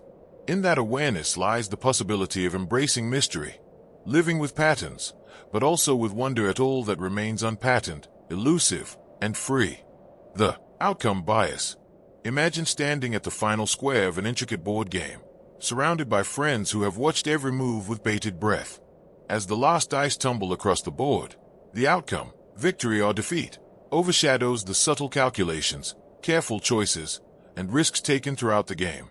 All eyes turn to the winner, praising their wisdom, or to the loser, critiquing their mistakes, as if every decision's worth was written by the final roll. The journey vanishes, framed only by how it ended. This scene captures the quiet power of outcome bias, the human tendency to judge the quality of decisions purely by their end result, rather than the process or reasoning behind them. It matters because it distorts our understanding of risk, skill, and fairness. We reward luck as if it were foresight and condemn prudence if it ends in misfortune. In a world swayed by uncertainty, outcome bias blinds us to the complexity of decision-making. Consider a doctor who prescribes a risky but evidence-based treatment that, against the odds, fails.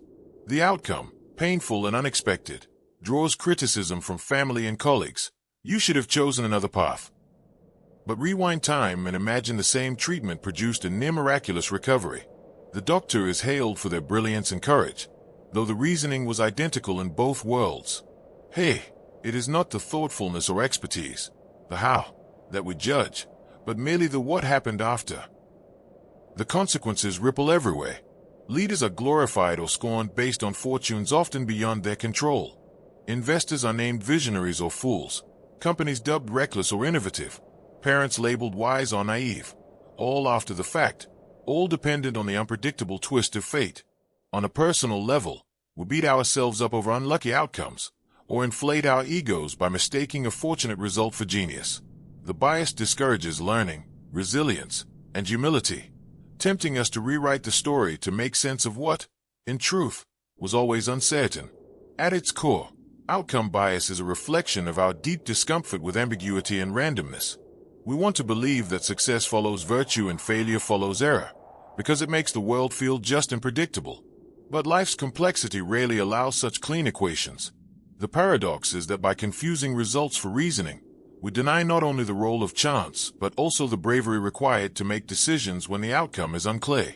Consider, how often do you judge yourself, or others, by how things turn out rather than by the information and context at hand? Have you ever applauded a risky move simply because it worked, while forgetting the chance of failure? Or blamed yourself for a thoughtful choice that happened to go wrong? Recognizing outcome bias asks us to honor process, to separate effort and ethics from the capricious winds of fortune. In the end, perhaps the most profound wisdom is to acknowledge our limits. Not every loss is a failure of character, and not every triumph is proof of perfection. To grow beyond outcome bias, we must become people who value the courage to choose well, even when the end is uncertain. For in the lifelong board game of living, the virtue lies not in how the dice land, but in how we choose to play. The blind spot bias. Imagine standing before a great, silver mirror, one so grand and clear that you can see every detail of your face, each subtle flicker of emotion and wrinkle of care. You study yourself carefully, taking pride in your self-awareness. But in one corner, there's a shimmering patch, a blind spot where no reflection forms. No matter how you turn or focus, what lies within that foggy space remains unseen, its contents known only to those standing beside you. This, in essence, is the landscape of blind spot bias, our universal tendency to recognize biases, prejudices, and errors in others far more readily than we spot them in ourselves. Even the most self-reflective among us harbor this invisible patch, Satan, that we are less susceptible to bias than the people around us. It matters because this illusion of objectivity quietly undermines our growth, relationships, and ability to accurately interpret the world. We become blind to the lenses that color our own perceptions, even as we analyze the flaws in everyone else's. Consider a meeting room where a manager discusses cognitive bias in decision-making. The manager nods thoughtfully as examples are given, anchoring, confirmation bias, halo effect, and quickly finds evidence of these pitfalls in their co-workers' arguments. Days later, when debating a controversial new policy, the manager dismisses dissent without a second thought, utterly convinced of their own impartiality, oblivious to the same biases at work within themselves. In work and in life, It's far easier to notice someone else's blind spot than to admit to, or even detect, your own. The implications of blind spot bias run deep. On a personal level, it can stunt personal growth, strain friendships, and limit our willingness to listen and learn. In groups, it breeds conflict and misunderstanding, as each side insists on their own rationality while caricaturing the other's errors.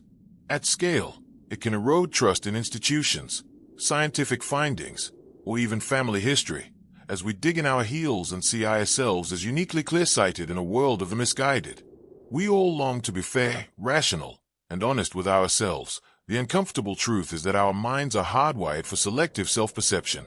This bias is an ancient shield, the ego's way of protecting us from the psychic pain of error, fallibility, and vulnerability. But paradoxically, it is by acknowledging our blind spots that we gain real insight. The challenge is that doing so asks us to accept that some parts of ourselves are forever just beyond the reach of introspection, requiring humility and openness to outside perspectives. Ask yourself, how often have you caught yourself rolling your eyes at someone else's bias, then excused your own stubbornness in the next breath? Do you truly believe you're less prone to error than others, or have you tricked yourself into a special exemption? The paradox is clear. Believing you're immune to bias is itself a profound bias, one that clouds the very perception you prize. Ultimately, wisdom calls us to look for the missing piece in our mirror, to invite others to help us see what we cannot. Growth begins with the uncomfortable admission that our view of ourselves is always partial, and that awareness can, and should, be an ongoing conversation rather than a solitary conviction. Perhaps the richest form of self-knowledge lies not in claiming clarity, but in remaining open to the possibility that we have more to learn, even about ourselves. The mirror may never be perfect, but we can choose to look and to listen with eyes a little less certain and a heart a little more humble. The just world hypothesis. Picture a grand, intricate scale in the center of a darkened stage. On one side, joy, good fortune, health, and success. On the other, grief, hardship, injustice, and failure. An audience watches expectantly, convinced that, in time, every weight will be balanced, every virtue rewarded, every wrongdoing punished. The world feels safer with this promise, the hope that order and justice rule, that what we send out will always return in kind. Yet life continues to scatter its gifts and burdens, often with little regard for the fairness the audience seeks in the drama unfolding before them. This is the complex allure of the just world hypothesis, the belief that the world is fundamentally just, so people get what they deserve and deserve what they get. It matters deeply, because it colors the way we judge both ourselves and others. When we believe in a just world, we are comforted by a sense of predictability and control. Acts of kindness bring good karma, while misfortune is seen as punishment for hidden faults. The hypothesis wraps a chaotic world in the illusion of order, but with this comfort comes a shadow. Consider a story. A news headline tells the world of someone facing great hardship, perhaps losing their home or suffering a terrible loss. Voices rise quickly. If that happened, they must have done something wrong. In office corridors, a well-liked colleague is overlooked for promotion, and whispers follow. Maybe they just weren't working hard enough.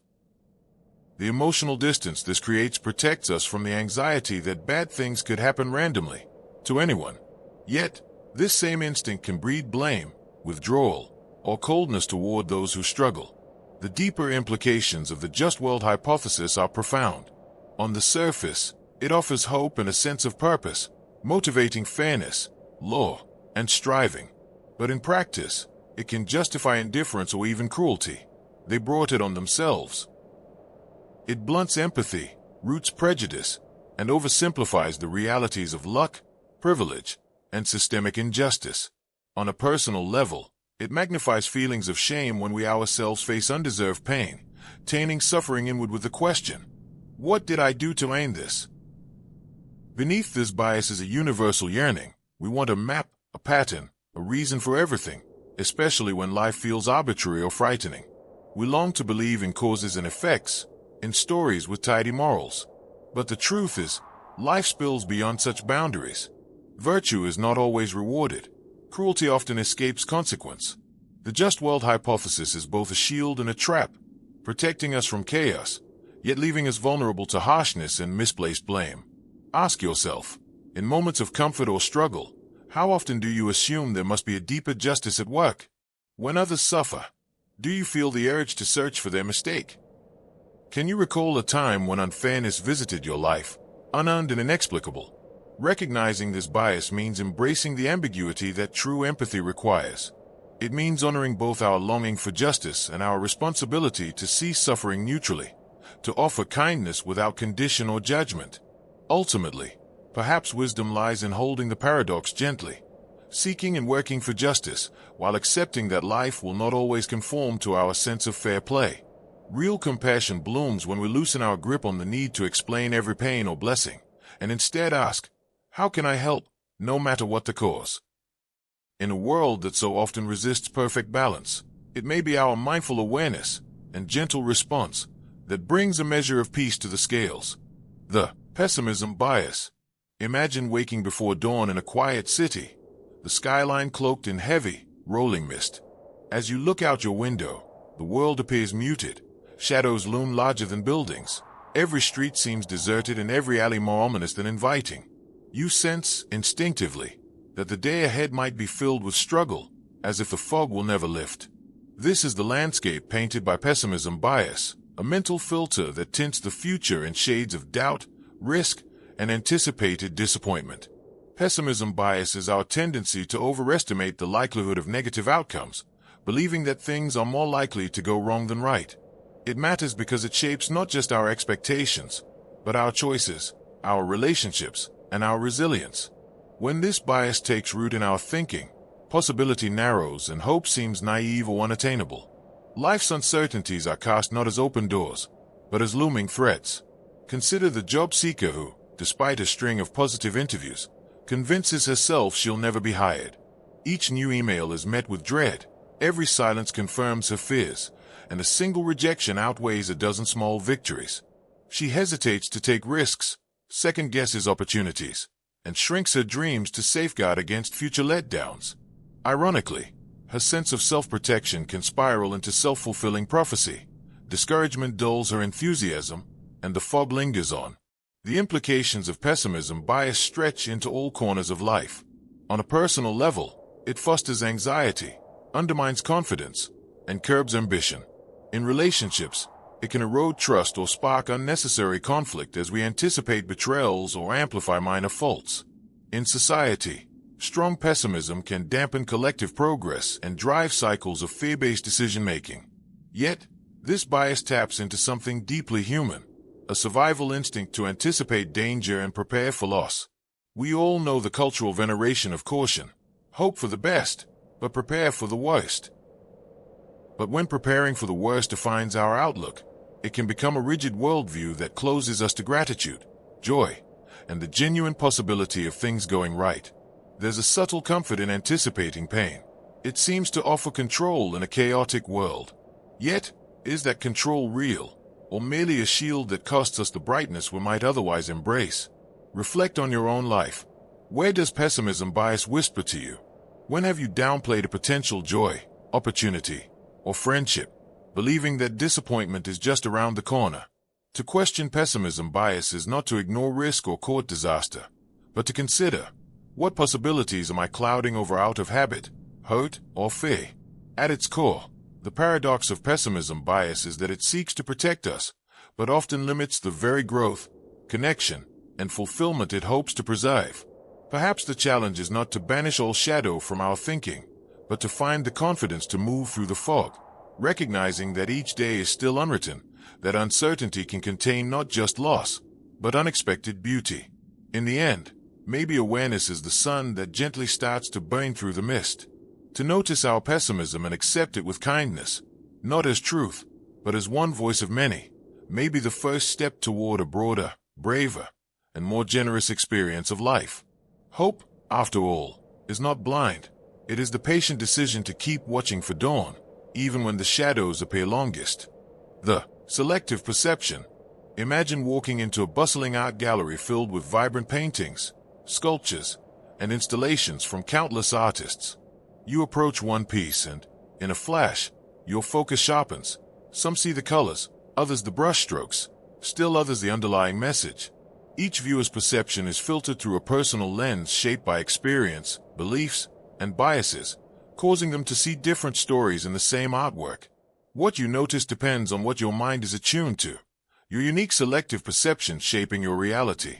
Selective perception is our tendency to focus on certain stimuli while ignoring others, often unconsciously tailoring our experience to fit pre-existing beliefs, desires, or expectations. It matters because it fundamentally shapes how we interpret events, information, and the world around us. Our perceptions are not objective reflections but customized filters, magnifying some details and blinding us to others, thus influencing our judgments, attitudes, and actions without us even realizing. Consider the story of a young professional, Amanda, who receives critical feedback at her workplace. She remembers only the one compliment from her boss, the recognition of her dedication, and overlooks the pointed suggestions for improvement. Her perception prioritizes the positive, reinforcing her confidence and motivation, but it also blinds her to constructive criticism that could help her grow.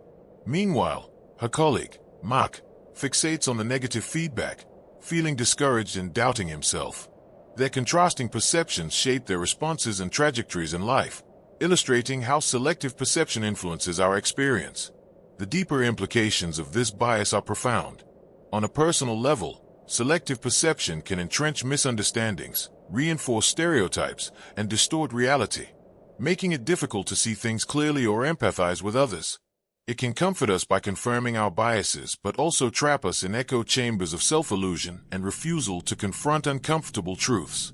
In broader society, it fuels polarization, miscommunication, and conflicts, as groups selectively perceive facts that support their narratives while dismissing opposing evidence. Humans are wired for this bias because it eases mental effort and preserves our worldview. We prefer information that aligns with what we already believe, ignoring data that contradicts it. This tendency sparks the paradox: the same mind that seeks truth also filters it, sculpting a personalized version of reality that may or may not be accurate. Recognizing our selective perception invites humility, acknowledging that our view of the world is shaped by what we choose to notice. Reflect on your own life. How often do you see the world through a lens that favors your biases or expectations? When faced with conflicting opinions, do you truly consider alternative perspectives, or do you dismiss them as irrelevant or wrong? To be aware of selective perception does not mean to eliminate it, but to understand its influence, allowing us to open the door to deeper understanding, empathy, and growth. Perhaps the most profound lesson is this: in a universe full of infinite details, true wisdom lies in recognizing the limits of our perception and cultivating curiosity about what we might be missing. Every lens filters, but awareness allows us to choose to see beyond the fog, to look more openly, question more deeply, and accept that reality, like art, depends as much on the viewer as on the subject. In embracing this, we step closer to understanding the vast complexity of life and our place within it. The survivorship bias. Imagine walking into a bustling art gallery filled with striking portraits of successful entrepreneurs, athletes, and innovators, all towering, iconic figures whose achievements seem to define greatness. Amid these vibrant scenes, a quiet corner holds a series of faded photographs, individuals who dared to dream but quietly faded into obscurity, their stories seldom told. It's easy to focus on the vibrant, shining successes and forget those who didn't make the headlines. This, in essence, captures the essence of survivorship bias, the tendency to focus on successful outcomes while overlooking the failed attempts that didn't survive the test of time. Survivorship bias is a psychological phenomenon that distorts our perception by emphasizing what has survived while neglecting what has failed. It's the reason we often hear about the million-dollar startups that began in garages but rarely learn about the countless others that collapsed quietly in the shadows. This bias matters because it shapes our beliefs, decisions, and expectations, sometimes leading us astray into false assumptions about what it takes to succeed. Take, for example, World War II aircraft. During the war, military analysts studied returning planes, noting where they sustained damage. Initially, they reinforced areas that showed the most hits, but a statistician named Abraham Wall pointed out a crucial insight. The planes that didn't return likely were hit in different, more devastating spots. The images of surviving planes led to reinforced armor exactly where damage was visible. But the planes that never returned, those didn't come home to tell their stories, were likely hit elsewhere. The stories we tell ourselves about success and failure are often based only on the survivors or the visible signals, ignoring the silent, unseen failures that could offer more honest lessons. In our personal lives, survivorship bias manifests in countless subtle ways. We hear only about successful entrepreneurs, elite athletes, or high-achieving individuals, leading us to believe that success is straightforward or inevitable with enough effort. We underestimate the invisible struggles, failures, and sacrifices that aren't visible from the outside. This skewed perception can foster unrealistic ambitions, feelings of inadequacy, or misplaced confidence, blinding us to the complexity and unpredictability inherent in any endeavor. At a deeper level, survivorship bias reveals a universal human tendency, our inclination to focus on stories of triumph rather than tragedy, to remember the winners and forget the countless who tried and failed. It speaks to our longing for certainty and clear causal pathways in a world that is inherently uncertain and chaotic. When we only see the post-success narratives, we risk constructing illusions, believing that success is solely about perseverance, talent, or luck when often it's also about chance, timing, and unseen circumstances. This bias challenges common myths, such as the idea that hard work guarantees success, or that failure is a stepping stone to greatness, without acknowledging the randomness or systemic barriers that influence outcomes. Recognizing survivorship bias invites us to question superficial narratives and embrace the full spectrum of experiences, acknowledging the silent stories of those who didn't make it, and understanding that failure is an integral part of growth. In reflection, what does this say about ourselves? Are we only drawing inspiration from the visible victories? Are we ignoring our own potential setbacks or the unseen struggles that pave the way to achievement? The paradox lies in the fact that we often learn more from failures that we never hear about than from those triumphs that dominate headlines.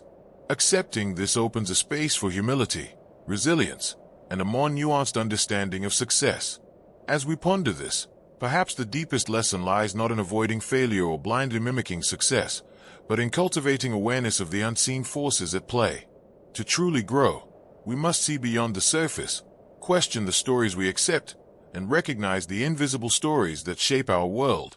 In doing so, we embrace the uncertainty of life, understanding that the most profound truths often lie in the shadows of our unawareness, waiting patiently for us to illuminate them.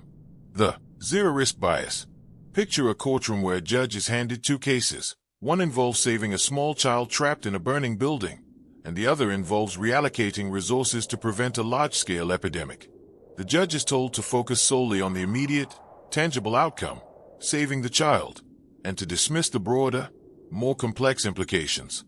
The scene is visceral, emotional, and immediate, a vivid metaphor for zero-risk bias, the tendency to favor options that eliminate a specific, identifiable risk over those that may be more effective but less tangible or immediate.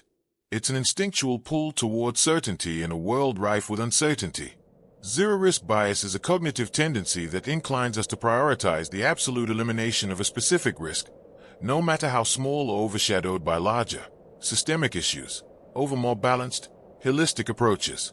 We crave definitive safety, clarity, and certainty, often at the cost of broader benefits. This bias matters because it distorts decision-making, emphasizing immediate, localized safety while neglecting the bigger picture, whether in personal choices, public policy, or global strategies. Take the story of a company that swiftly removes a single hazard in their factory to prevent a rare but catastrophic incident.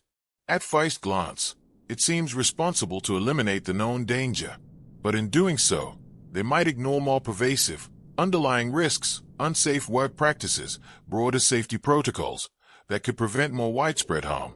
The focus on eradicating a specific risk creates a false sense of security and can divert attention from more impactful, systemic solutions. Deeper down, zero-risk bias touches on our universal desire for control and predictability. It reflects an innate fear of tragedy, and in our effort to avoid confrontation with uncertainty, we sometimes latch onto simple, immediate fixes. In personal life, this might look like obsessively avoiding minor health risks, ignoring larger lifestyle factors, or opting for quick fixes that stave off specific fears but neglect long-term well-being. Broader societal consequences include overly cautious policies that stifle innovation or ignore complex problems that require nuanced, multifaceted responses. This bias also reveals a paradoxical aspect of human feeling. Our profound discomfort with uncertainty often drives us toward simplistic solutions. We prefer to eliminate specific, visible risks rather than accept the inherent complexity and unpredictability of life. We believe that eradicating one known danger suffices, but fail to recognize that systemic issues require comprehensive approaches, solutions that acknowledge trade-offs and uncertainties. Questioning this bias invites us to reflect. Are decisions driven by genuine concern, or by a desire for the illusion of security? Do we sometimes show up superficial safeguards that divert attention from meaningful change? The danger lies in conflating safety with certainty, overlooking the fact that complete safety is often an illusion, while managing risk requires embracing its inherent complexity. Ultimately, this bias challenges us to see beyond the comforting illusion of absolute safety. Growth arises when we accept that risk is an inextricable part of life, and that managing it wisely involves balancing trade-offs, acknowledging uncertainties, and resisting the temptation to focus solely on immediate, tangible safety. Perhaps, true security lies not in eliminating all risks but in cultivating resilience, understanding that the pursuit of zero risk might sometimes come at the cost of a more meaningful, adaptable existence. The reactance. Imagine a teenager standing before a closed door, with a sign that reads, "Do not enter." The more the authority insists they stay out, the stronger their desire becomes to dash through that threshold, clutching their curiosity and independence fiercely. This scene vividly captures the essence of reactance, the innate human tendency to push back against perceived threats to our freedom, autonomy, or choice, to preserve our sense of self even when it leads to rebellion.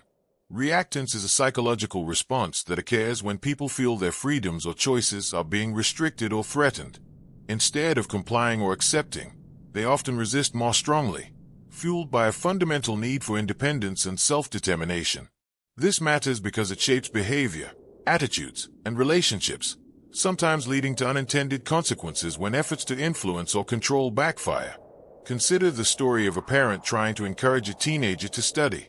When the parent insists, "You must do your homework," the teen might respond with defiance, secretly avoiding the work or protesting more vehemently, because the directive triggers reactance. Ironically, the more the parent pressures, the more the teen's desire for autonomy intensifies, sometimes resulting in the opposite of the intended outcome. Deeper still, reactance reveals a universal human instinct, the insistence that we carve out our own paths, even if it means resisting authority, societal norms, or well-meaning advice. It illustrates how our need for independence can turn into a form of resistance, often paradoxically fueled by attempts to control. When we recognize this dynamic, we understand that attempts to coerce or persuade, without respecting personal agency, may ignite a rebellious spark rather than compliance. This phenomenon also encourages us to question common beliefs. Is control truly the best approach? Or does it sometimes deepen the resistance? In personal life, reactance manifests as pushing back against rules, restrictions, or unsolicited opinions, sometimes to protect our identity, other times out of frustration or a desire to be seen as unique. Socially, it can fuel protests, countercultural movements, or even interpersonal conflicts, all rooted in a fundamental urge to maintain freedom. Reflecting on this, we see the paradox. The more we seek to control others or influence their decisions, the more resistance we may provoke. It challenges us to consider how much of our own behavior is driven by reactions to felt restrictions, and how often we underestimate the power of autonomy in motivating change. Recognizing reactance invites us to cultivate empathy, understanding others' need for independence, while nurturing environments that respect choice rather than infringe upon it. In the end, reactance is a mirror reflecting our deepest desire for self-authorship amidst the chaos of external influences. Its presence reminds us that true influence often lies not in restriction, but in empowering others to choose freely.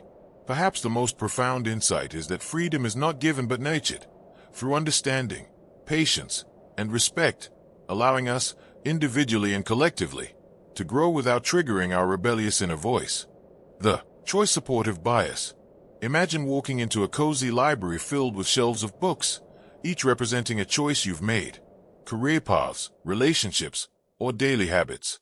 As you scan the titles, a warm feeling of certainty washes over you, reminding yourself that your choices were wise, right, and well-founded. Yet, beneath this comfort, there's a quiet tendency, the mind's inclination to magnify the virtues of our decisions and dismiss the doubts or alternatives we once considered. This is the essence of choice-supportive bias, our subconscious tendency to justify and reinforce our past choices, often making us blind to their flaws. Choice-supportive bias is a psychological phenomenon where individuals recall their decisions in a more favorable light, emphasizing the positives while downplaying or forgetting the negatives. It matters because it shapes our self-image, influences future choices, and impacts our relationships with others. In everyday life, we often see it in the way people defend their brand choices, relationships, or career moves, even when evidence suggests there might have been better options. Our need to feel confident and consistent about our decisions drives this distortive pattern, providing comfort but potentially blinding us to better opportunities or lessons. Consider the story of someone who buys a luxury smartphone, initially excited about its features. Over time, minor flaws become more prominent, but instead of admitting it wasn't the best choice, they focus on the phone's positives, recalling only its sleek design and status symbol value. They justify their purchase by emphasizing its advanced camera or seamless performance, disregarding its frequent glitches or higher cost. In doing so, they protect their sense of being a wise decision-maker, even if it's rooted in bias rather than objective evaluation. Delving deeper, choice-supportive bias reveals a universal human desire for consistency, coherence, and self-esteem. We want to believe that we are rational decision-makers, capable of making good choices. When new information challenges these beliefs, our minds tend to reinterpret or dismiss the evidence, an evolutionary effort to maintain psychological stability. But this tendency comes with costs.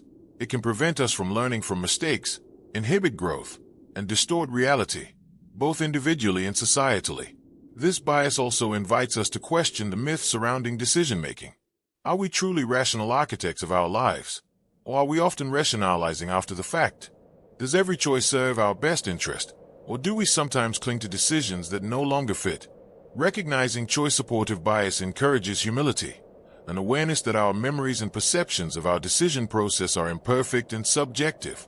It reminds us to pause and reflect openly, acknowledging doubts and mistakes rather than rationalizing them away. In personal life, the paradox is clear. Our desire for affirmation and consistency can lead us to cling to choices that no longer serve us, delaying vital change.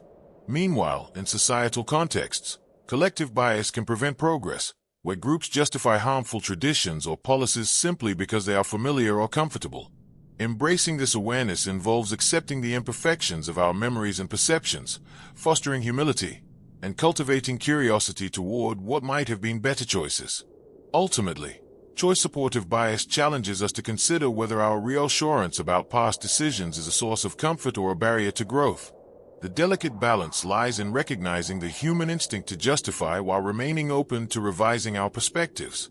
Perhaps the deepest insight is that growth often begins when we honestly confront our biases, when we acknowledge the stories we tell ourselves and remain open to rewriting them, always seeking a fuller understanding of our journey.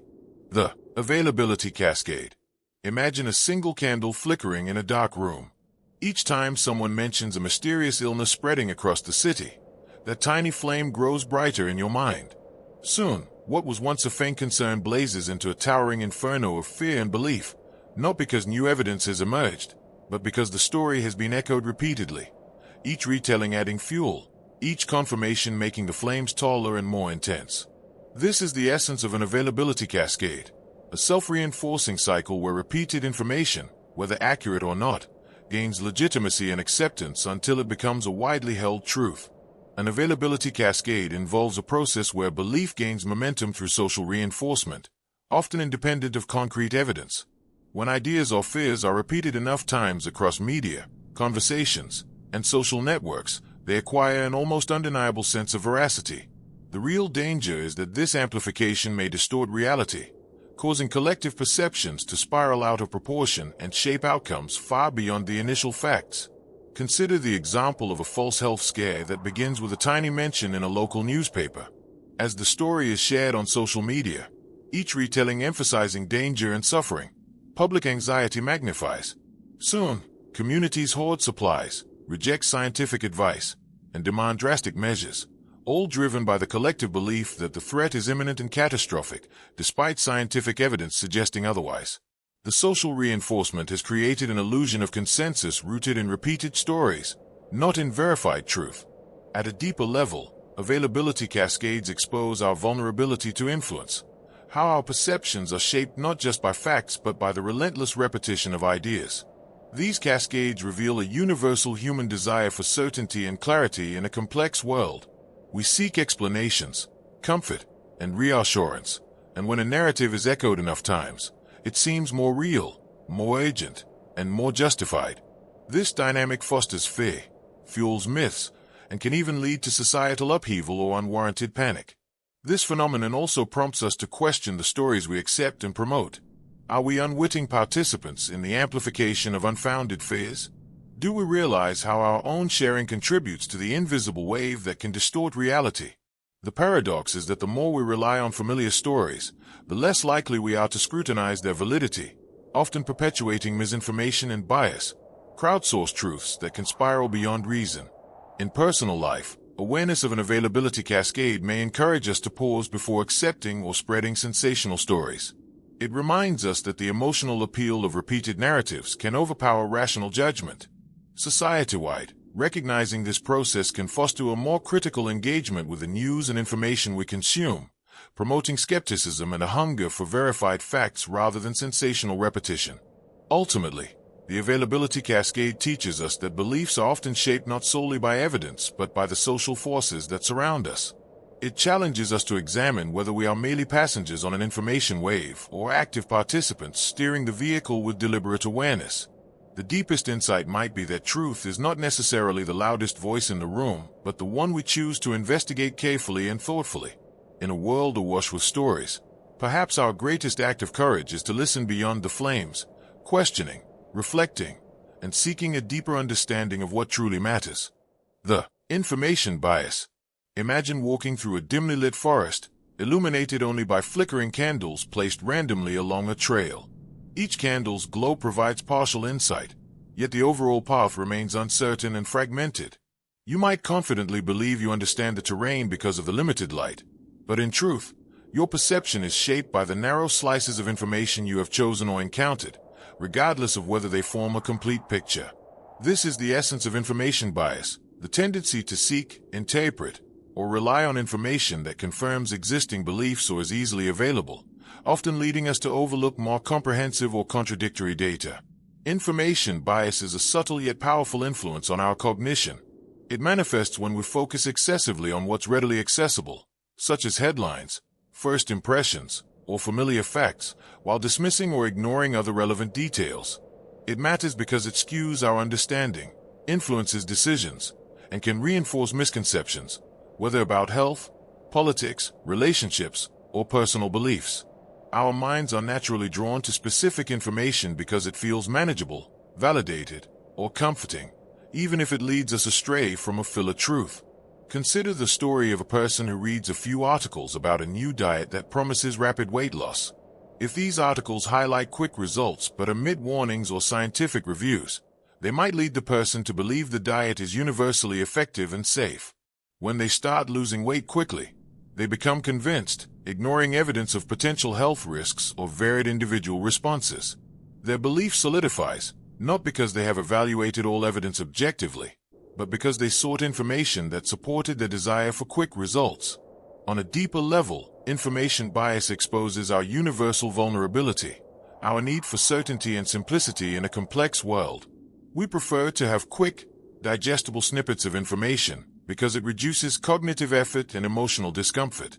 Sadly, this can result in a distorted worldview, reinforcing biases and prejudices or perpetuating misconceptions. It fosters a paradox. The more information we gather selectively, the less complete our understanding becomes, yet the more confident we feel about that limited knowledge.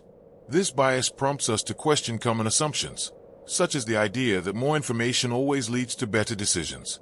In reality, being overwhelmed by data or only valuing easily available facts can trap us in echo chambers, reinforcing biases rather than expanding critical understanding.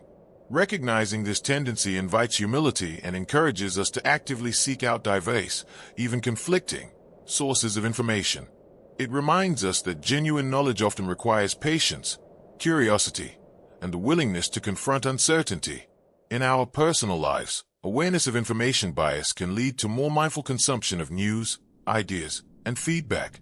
It encourages us to pause before accepting facts at face value and to question whether our beliefs are based on comprehensive evidence or selective snippets that confirm what we already think. On a societal level, it calls for media literacy and the courage to explore uncomfortable truths that challenge dominant narratives. Ultimately, information bias teaches us that certainty is often an illusion, an artifact of selective perception. The deepest insight might be that true understanding demands humility, recognizing the limits of our knowledge and remaining open to new, even inconvenient, information. In a world flooded with data, the path toward wisdom lies not in knowing everything, but in embracing the uncertainty and complexity that push us to grow beyond superficial impressions toward a more authentic grasp of reality. The authority bias. Picture a vast ancient forest where towering trees represent authority figures, teachers, leaders, experts, whose shadows cast long and reassuring. As you walk beneath their canopy, you instinctively look up, trusting the strength of their branches, assuming they hold knowledge and wisdom. Yet, sometimes those enormous trees can obscure the path, their shadows hiding truths, doubts, or alternative perspectives. Authority bias is the subtle tendency to place excessive trust in the opinions or decisions of perceived authority figures, often without critical examination, simply because of their position or reputation. Authority bias matters deeply because it shapes how we make decisions, whether in classrooms, workplaces, courts, or personal relationships. It is why we accept medical advice without question, follow orders that may not be in our best interest, or defer to popular leaders even when evidence suggests we should think independently. The phenomenon is rooted in our evolutionary need for guidance and safety. Trusting authority was once vital for survival, but it can also lead us astray when authorities are flawed or malicious. Consider the story of a scientist who, during a groundbreaking experiment, dismisses conflicting data because a renowned mentor assured them of the existing theory's correctness. Later, it turns out the mentor's bias or misconduct influenced the results. The scientist's unquestioning trust, driven by authority bias, delayed the discovery of the truth, causing setbacks and reinforcing the illusion that expertise equates to infallibility. This story underscores how reliance on authority without critical thought can propagate errors and hinder progress. On a deeper level, authority bias taps into universal human feelings, our desire for guidance, reassurance, and social acceptance. We tend to defer to those in power because it simplifies complex decisions and provides psychological comfort. Our minds settle into the assumption that those who hold authority are more knowledgeable. Yet, this reliance can also breed complacency that blinds us to warning signs, exposes us to manipulation, or suppresses our own voice and judgment. This tendency prompts us to question common beliefs. Is authority always synonymous with truth? Does respect for expertise mean unquestioning obedience? Recognizing authority bias encourages humility, acknowledging that even authorities can be wrong, biased, or corrupt, and that critical thinking and independent judgment are vital, regardless of rank or reputation. It challenges the myth that authority automatically equates to wisdom, urging us to balance respect with scrutiny. Reflecting on our personal lives, awareness of authority bias invites introspection. Do we accept advice, rules, or opinions because we genuinely believe in them, or because it's easier to defer? Do we challenge authority when appropriate, or do we follow out of fear, habit, or a desire to avoid conflict? Society's reliance on authority can sometimes suppress dissent, enforce conformity, and inhibit innovation. Recognizing this dynamic empowers us to question blindly and develop the courage to stand on our own understanding. The paradox of authority bias lies in our human need for guidance amidst uncertainty, a need that can either lead us to wisdom or blind obedience. The deep insight is that true growth requires us to respect authority, but also to maintain our capacity for independent thought. Perhaps the greatest wisdom is knowing when to listen, when to question, and when to think for ourselves, embracing the complexity of trust as a dynamic, not a default. In doing so, we step closer to authentic understanding and genuine wisdom amid the shadows of authority. The endowment effect. Imagine holding a priceless, delicate artifact, an ancient, beautifully intricate vase, feeling a deep sense of pride and connection. You've cared for it, protected it, even argued that it's worth more than any offer. Now picture the same vase, unowned, sitting quietly in a distant museum display. Suddenly, it seems less special, just an object rather than a treasure. This powerful shift illustrates the essence of the endowment effect, the tendency for people to value what they own as more valuable than similar items they do not. The endowment effect matters because it influences our decisions, our relationships, and our perceptions of worth. It's why we're reluctant to part with possessions, why buyers overprice items, and why emotional attachments obscure rational judgment. Rooted in our need to affirm our identity and foster a sense of control, this bias makes us inflate the value of ours, often to the detriment of clear thinking and fair exchange. Consider the story of Sarah, who inherited her grandmother's vintage jewelry. Despite high market prices, she refuses to sell it, convinced it's worth far more because it's hers. She dismisses offers and struggles to see beyond her sentimental attachment. When others see only antique jewelry, Sarah sees her family memory, her identity woven into each piece, the effect blending emotion with perceived value, blinding her to objective facts. At a deeper level, the endowment effect reveals a universal human desire to protect our sense of ownership, identity, and control. The possessions we cling to often symbolize parts of ourselves, our choices, our history, our self-image. This creates a paradox. Our attachment to what we own can distort our judgments, leading us to overvalue, resist change, or refuse fair exchanges out of fear of losing a piece of our selfhood. This bias invites us to question common beliefs. Do we really value what we own, or do we simply refuse to detach from it? Is our sense of possession a true reflection of worth, or an inflated perception born from emotional investment? Recognizing the endowment effect encourages humility, reminding us that our valuation is often colored by ownership and emotion rather than objective reason. It pushes us to consider whether we are placing undue importance on possessions because they define us rather than because they hold intrinsic value. In personal life, this awareness can guide us to make more balanced decisions, whether in selling, sharing, or decluttering, by recognizing when our attachment clouds judgment. Societally, it prompts us to examine how ownership, property, and identity influence conflicts, greed, and resistance to change. It suggests that true growth involves learning to see beyond our possessions, understanding that attachment isn't necessarily insight, and that letting go can often lead to real gain. The paradox of the endowment effect is that our sense of ownership, which arises from our desire for security and identity, can also hinder growth and fairness. The most profound insight might be that awareness of this bias allows us to cultivate detachment, not just from possessions, but from the notion that our perceived value is fixed or absolute. Recognizing how ownership inflates our sense of worth invites us to forge a healthier relationship with ourselves and what we hold dear, embracing change, and appreciating that true value often lies beyond the items we claim as ours. See you later, and that you have spiritual wealth dreams.